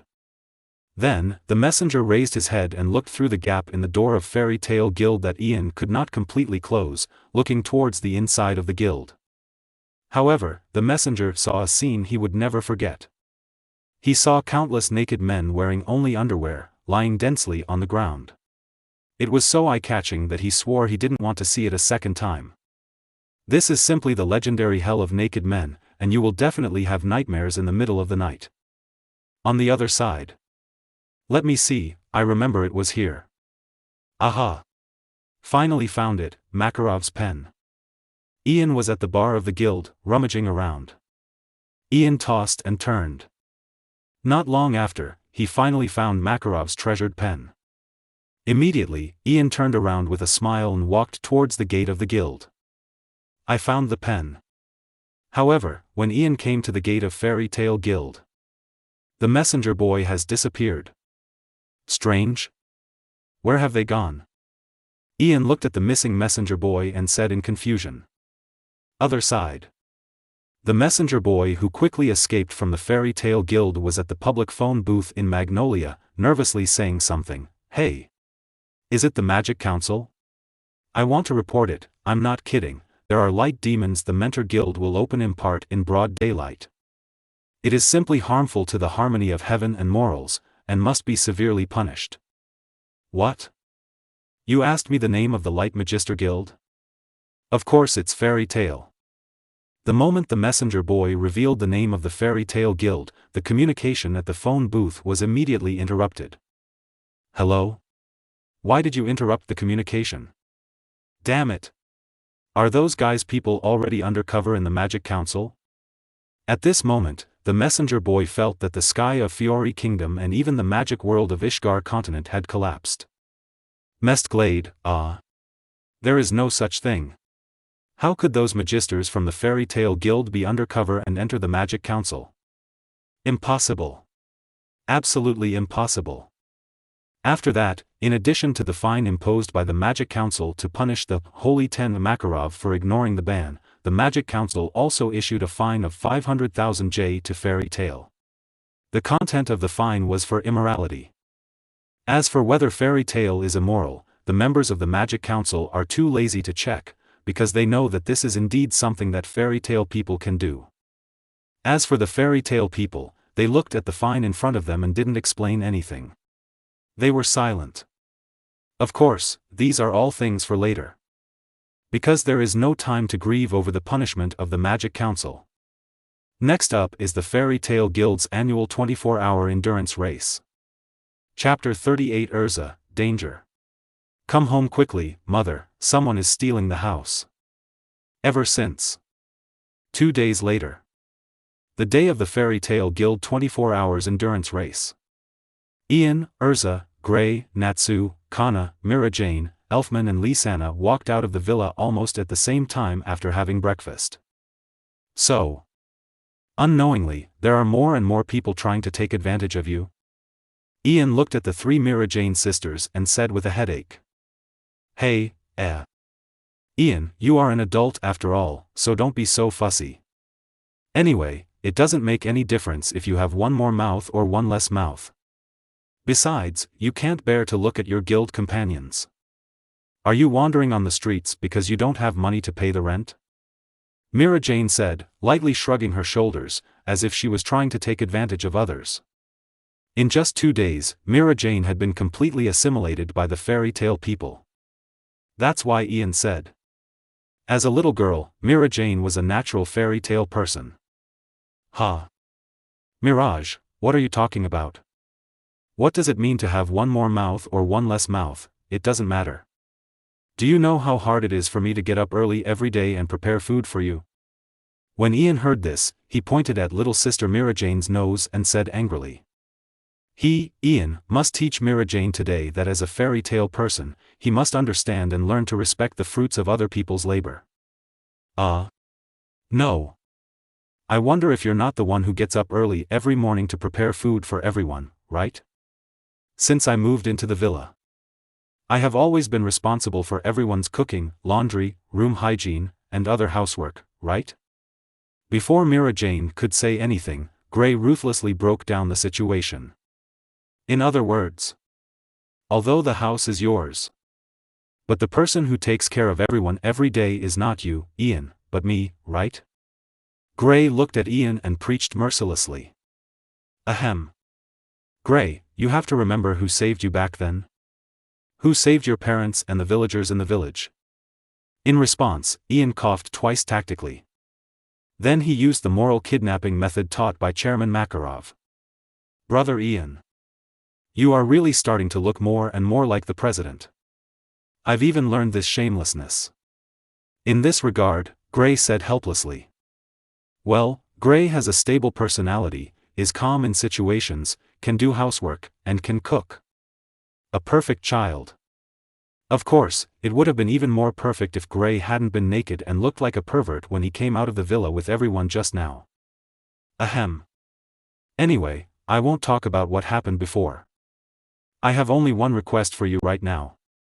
Whether it's violence or scheming, I'll do whatever it takes to win the top 3 spots in this year's Fairy Tale Guild 24-hour endurance race. Leave that 1.4 million to me in our dormitory. Ian announced loudly after another tactical cough. Oh. As Ian finished speaking, all the children present shouted in unison. I will never disappoint my father. ERZA said. It's burning. Knock them all away. Natsu was extremely excited, and his body was wrapped in flames. I won't lose. Gray sneered, and a chill erupted from his body. Come on you guys. Kana held the wine glass in his hand and cheered for everyone. Well, Kana is self-aware and knows that it is difficult for him to come out on top in this kind of competition. Don't worry. If it's a fight, I haven't lost yet. Mira Jane was full of confidence, and her demon soul finally had a use. Huh, never lost? How dare you say that? It would be nice if you don't hold me back. You annoying exhibitionist. ERZA came to Mira Jane at this time, with her chin held high, like a condescending queen. She looked down on Mira Jane with her peripheral vision and said coldly. Huh? How dare you say that, armor girl? Do you think you are invincible if you hide in hard armor? You have the ability to take off your armor and fight with me? Mira Jane had a ruthless look on her face when she heard this. She leaned in front of ERZA and spoke disdainfully. You guy. It seems that your spirit must be punished. ERZA looked angry, and the magic power in her body surged at this moment. Come here, do you think I'm afraid of you? Although Mira Jane knew that her magic power was not as good as ERZA's, she still spoke tough. Okay. Okay. Don't argue anymore, you're going to miss the game for a while. In short, no matter what conflicts there are, let's wait until the game is over to discuss them. Seeing this, Kana looked a little helpless. She moved between ERZA and Mira Jane, forced a smile on her face, and persuaded. Snort. Hearing this, Mira Jane and ERZA snorted lightly and said no more. The two of them gave Kana and the face of the competition. Gray, I won't lose to you. On the other side, Natsu and Gray also had conflicts. Huh, each other. No matter who I lose to, I will never lose to you. Gray sneered, with a hint of competition with Natsu in his eyes. Perhaps it was because Gray was an ice attribute mage and Natsu was a fire attribute mage. They had an innate sense of competition with opposite attributes. Well. As for Ian, who is responsible for leading the team. He first looked at Natsu and Gray, then at ERZA and Mira Jane. Finally he sighed helplessly. Sure enough, let's get first place in the 24-hour endurance race first. For the second and third prizes, just try your luck. It is simply a mistake to place hope on these guys. Not long after. In this atmosphere of secret competition, everyone finally arrived at the venue of the Fairy Tale 24-hour endurance race. When Ian and others arrived, Makarov, as the guild president, and the members of the guild who were ready to risk everything for the high prize money of the endurance race were already here, waiting for Ian and others. It's been a long time. Among them Lakussa's is impressive. This time, I won't lose. Let you see the speed of thunder and lightning. Lakussa's looked at ERZA with a hint of competition in his eyes. Huh, my general is defeated. ERZA held her head up proudly, as if she didn't take Lakussa seriously. ERZA knew deeply that she and Lakussa's were still rivals. After all, whether it is ERZA or Lakussa's, they are the top seeds in this year's Fairy Tale Guild S-Class Magister assessment, and they are also the so-called S-Class Magister candidates. According to the rules of the Fairy Tale Guild, only one person per year can pass the Guild's S-level mage assessment. Even if the other contestants participating in the assessment have reached the level of an S-Class Magician, they can only wait for the next one. As for the candidate who can pass the Guild's S-Class Magician assessment this year, both Lakussa's and ERZA believe that they must be the ones. This man is very strong. At the moment when ERZA and Lakussa's were confronting, Mira Jane followed ERZA's gaze and looked at Lakussa's. She could feel that Huang Mao, who was about the same age as them, was terrifyingly powerful. Is this the Magister's Guild? There are many peers who are stronger than me. It really makes me feel excited. Mira Jane only felt excited about this. She liked this challenging feeling. Now that everyone is here, then I am here to reiterate the rules of the Fairy Tale Guild 24-hour endurance race. Whether you are running or flying, or use all kinds of weird magic, as long as you can go to a mountain 100 kilometers away within 24 hours, obtain the scales of a flying dragon, and then return here, you will have completed the endurance race. The top 3 players in the endurance race will receive the guild's bounty. The last player to come back will receive the guild's punishment. Believe me, you definitely don't want to know what the guild's punishment looks like. Makarov stood on the high platform, facing everyone present, the members of the Fairy Tale Guild, and loudly announced the rules of this endurance race. Have you heard the rules clearly? Makarov looked at the magisters of Fairy Tale and asked loudly. Listen clearly. Makarov's response was a wave of shouts. Then take your places. Makarov took a deep breath and raised the starting gun in his hand high as he spoke. Allah! It seems we have caught up. However, just when Makarov was about to pull the trigger, accompanied by an extremely strong freezing air, 3 figures, 1 large and 2 small, appeared in front of a group of magisters from the Fairy Tale Guild. Who are you? For a moment, everyone present at Fairy Tale was stunned. They seemed to be unfamiliar with the identities of these 3 people. Hey! It seems you are back from practice. After Makarov saw the visitor, a flash of joy flashed in his eyes. He waved towards the 3 figures, 1 large, 2 small, and said hello with a smile. Well, the practice is over. Following Makarov's question, the one headed by these 3 people, a tall woman with a beautiful face, smiled and nodded slightly towards Makarov. Then, this woman, who was beautiful and charming no matter from which angle she looked at Gray, who was stunned in the crowd, and said with a smile, Gray, long time no see. You haven't missed your practice recently, have you? Senior brother Leon and senior sister Urrutia are very strong now. Master, it's been a long time since I saw you. Gray said, gently wiping the tears from the corners of his eyes. Yes, the visitors are naturally Urrutia, and Leon. If Ian and his mother Mehua, who are traveling at this moment, can come back, then all his relatives will be members of the group. At last. Ian, long time no see. Finally, Ulu took a deep look at Ian, and she spoke with a complicated expression. Hey! You, long time no see. Ian seemed to understand U's meaning. He smiled, proving that he was back. In this regard, ERZA, who had been staying by Ian's side, seemed to smell the unusual smell in the air, and she secretly said, not good. Mother, come home quickly, someone is burgling the house. Chapter 39. Sorry, Fairy Tale people, never teammates. What happened over there? It seems that a Magister Guild is carrying out collective activities. Speaking of the Magister Guild in the town of Magnolia. That must be the legendary Fairy Tale, right? What? Is that the Fairy Tale who is called the first Magister Guild in the Kingdom of Fiori? Then we have to go and take a look. On the street, many tourists showed curiosity after discovering that the Magisters of the Fairy Tale Guild were holding a 24-hour endurance race. Tale peoples gathering point and run to it. Hee. They're still a little too young. In response, the locals in the small town of Magnolia just sneered. These tourists don't seem to notice. Many vendors in the town of Magnolia have already packed up their stalls in advance before opening. These residents who live in the small town of Magnolia are already preparing to take refuge. According to the experience of the locals in Magnolia town, whenever Fairy Tale people run away from the guild and get together, nothing good will happen. Other side. Fairy Tale 24 Hours Endurance Race Live. Preparation. As Makarov spoke, he once again raised the starting gun in his hand. Ian, I won't let you go. It's been 4 years since we last met.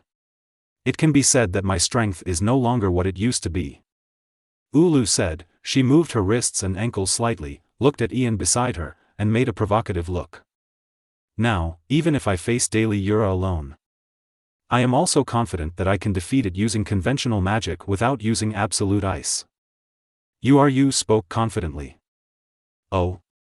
Upon hearing this, Ian turned to look at Ulu, with a bit of curiosity in his eyes.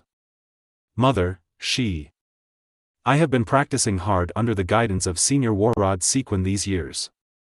According to Senior Warrod, even if my current mother were placed among the 10 holy magisters, she would still be ranked at the top. She is second only to the King of Heaven. At this time, Urrutia looked at Ian and added softly. Really?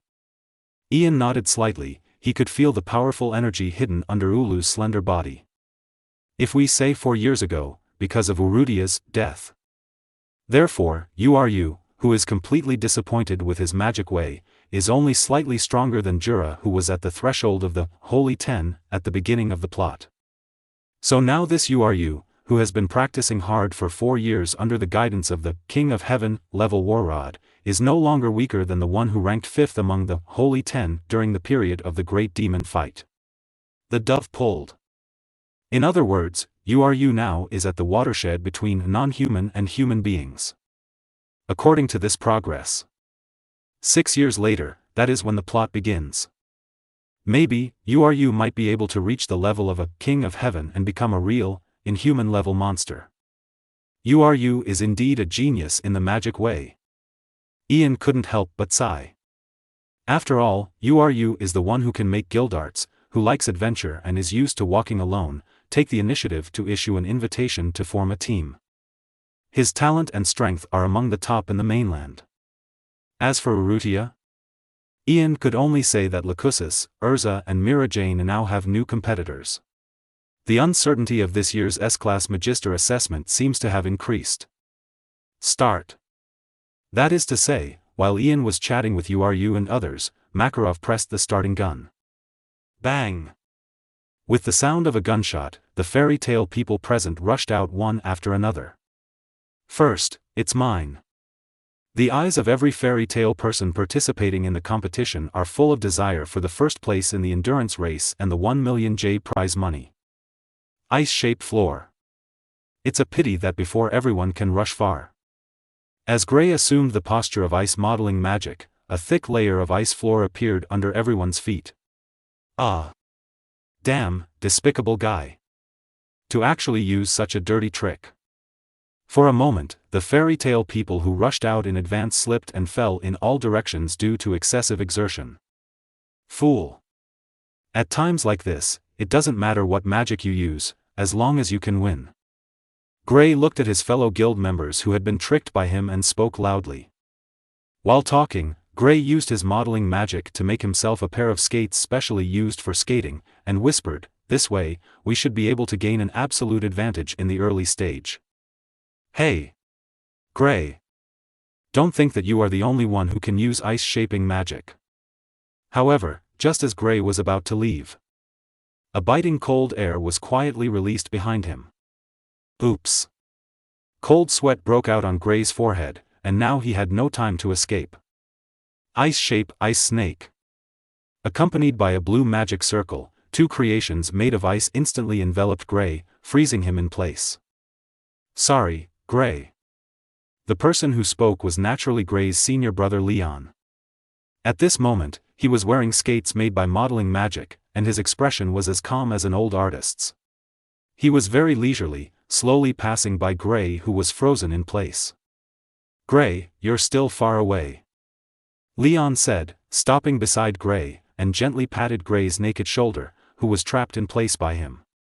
"Damn it! Natsu, please save me." Gray's hands were trapped and he was unable to use modeling magic for a while. Gray's understanding of modeling magic, and the quality of the magic in his body, are far from being able to use magic easily with his own thoughts and without using his hands. Now that his hands are frozen, Gray can only place his hope on his teammates. Are there any teammates? When Leon heard this, his eyes narrowed slightly. Gray is no longer alone these years. Coming. Natsu, who was not far away, immediately became active after hearing Gray's cry for help.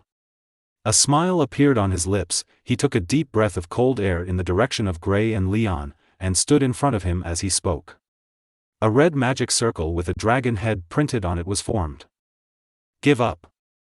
My ice snakes and Gray are stuck together. I want to completely destroy these ice snakes, unless you fly away both the ice snakes and Gray." Huh. There's no way you could be so cruel to your teammates, right? Besides, this is still under the circumstances where our companions are unable to resist or defend themselves. Leon looked at Natsu and spoke confidently. Is this such a good thing? Natsu looked happy at this moment. Idiot. Hurry up and defend yourself. We'll all be blown away together. Gray looked extremely panicked when he saw this. He looked at Leon and warned loudly. At this moment, Leon was still confused. Although Leon also joined the fairy tale guild together with Uru and others. But after all, he has been practicing outside with Ulu for these years, and has not yet fully integrated into the fairy tale community. He doesn't know much about fairy tale's style of doing things. The roar of the fire dragon. The next second, a pillar of fire of dozens of meters was released from Natsu's mouth. What? By the time Leon reacted and planned to release defensive magic, it was already too late.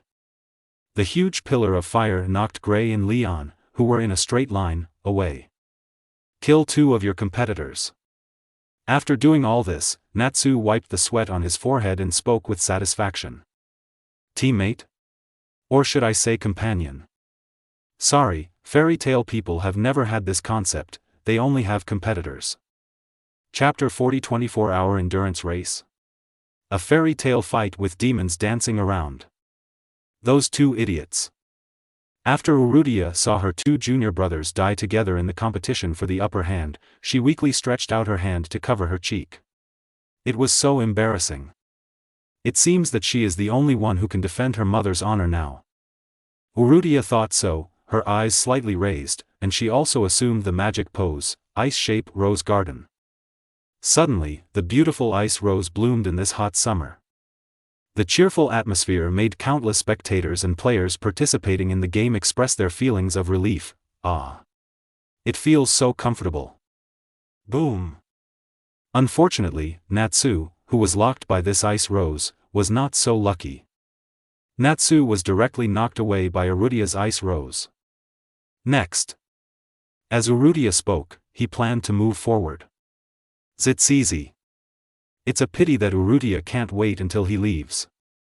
A harsh thunder suddenly rang in her ears, and countless electric lights passed through Urudia's body. The numb feeling made Urudia's body tremble slightly, and he fell to the ground instantly. Borrowed it. Lakusas casually used the electric light to paralyze Urudia in place, then put his hands in his pockets and walked past Urudia. UB************ D. I remember you. Urudia stared at Lakussa's back fiercely and gritted his teeth. There are many people who remember me, including you. Lakussas is full of confidence. He has never taken Urudia, Mirajane, ERZA and others seriously. He thinks that his opponents have always been Gildarts and Ian. Oh, now, there is one more You. Unfortunately, Lakussas was not able to finish pretending, and waves of dizziness immediately eroded his senses. He fell to his knees and retched. Lakussas, you are careless. ERZA sneered after knocking Lakussas down using the Anti-Dragon Slayer Magister magic. Take over. Daily Yura's right arm. Without ERZA's attention, Mirajane silently used reception magic. Well, Ian has already handed over the soul of Daily Yura and the soul of Black Archbishop to Mirajane. After having these 2 demon souls, Mirajane's combat effectiveness can be said to have been directly improved to a higher level. It's just that with Mirajane's current magic power, she is still unable to fully receive and control the soul of Daily Yura. She can only use regional reception magic and borrow part of Daily Yura's power to fight. However, even so, its power cannot be underestimated. Bang! Mirajane after receiving Daily Yura's arm. ERZA looked at the front with a malicious expression. Immediately afterwards, she exerted force and punched ERZA on the butt, knocking ERZA away. Puff! ERZA accidentally fell forward several times. Hey, yeah. ERZA, I'm really sorry. I really didn't mean to attack you. I just haven't fully mastered Daily Yura's power. You know. It's still very troublesome to tame an evil demon soul like Daily Yura. Mirajane looked at ERZA who fell to the ground, covered her mouth and snickered. Call out. Before Mirajane could finish her words. A flying sword flashing with a bright silver cold light shot towards her from a distance with lightning speed, and chopped off her single ponytail. ERZA. Look what good things you have done. Mirajane looked at her chopped off hair, and her whole body turned red and warm. Sorry, you know. The sword just now was the famous magic sword Durandal. I wasn't able to completely control it, so I accidentally let it go. ERZA stood up from the ground, lightly patted the dust on her body, and said coldly every word. Who are you bluffing? You just want to fight, right? Mira Jane held her broken hair tightly in her hands, looked at ERZA and roared.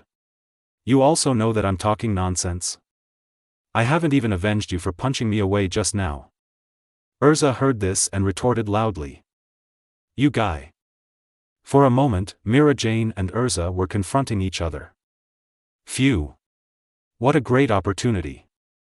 At this moment, Urrutia recovered from her paralysis, and she ran forward quickly, planning to take advantage of the opportunity to move forward.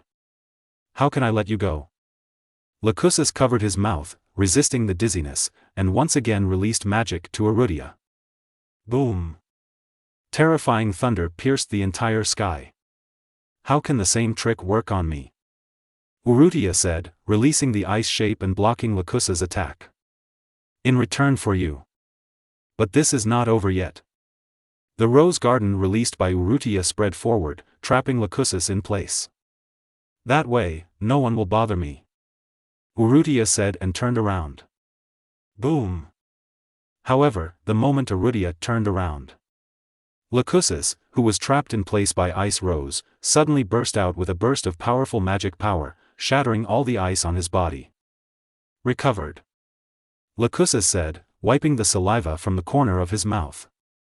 Well, because of Mira Jane, ERZA was distracted and accidentally released the stun magic she had previously cast around Lacusa. Hateful. Urrutia cursed secretly. Instead of moving forward, she turned around and faced the threat posed by Lacusa's wholeheartedly. Who released the ice modeling magic just now? In the distance, Natsu, who could clearly take advantage of the opportunity to move forward, came back angrily, with flames wrapped around his body, and he roared angrily. Lisanna and Elfman, come and help me deal with this crazy woman. Mirage was defeated by ERZA and immediately asked for help from her younger brother and sister. Sister, we are no match for Sister ERZA. Sister ERZA, you are so powerful. Ah. Then, Elfman and Lisanna, who had received the beast soul and animal soul, were knocked away by ERZA. Punch me, the iron fist of the fire dragon. Natsu began to attack indiscriminately, punching anyone he saw. Ice Shape Rose Garden. Urrutia crossed her arms and used the secret that her mother had taught her. Thunder Dragon Square Heavenly Halberd. When Lacusis faced the powerful Urrutia, he clearly knew that the opponent was a strong enemy, so he directly used the Thunder Dragon slaying magic without any hesitation. Gray, today is the time to let you know who is the best disciple of you. Leon watched Gray preach arrogantly. You are right, Leon, the best disciple of you is me. Gray stretched out his thumb, pointed at himself, and said confidently. Ice Shape. As a result, the two of them almost simultaneously made a gesture of ice modeling magic. Ice Dragon. Holy Sword. The next second, the Ice Dragon and the Holy Sword collided together, bursting out with endless freezing energy. Let's take a good guess. At this time, the tourists who heard the news came over one after another. The tourists looked at the scene in front of them where demons were dancing, countless magics were flying, and colorful magic circles were shining. They seemed to be looking directly into the eyes of the mythical Medusa. Makarov stood there as if he was completely petrified, and said, You must be holding a fighting conference, right? It's a 24-hour endurance race. In this regard, Makarov preached feebly. When the tourists heard this, they all looked shocked. Does this have anything to do with the 24-hour endurance race? Or is there any difference between Fairy Tale Guild's endurance run and the endurance run in their impression? You are listening to it in Eugene Light Novels.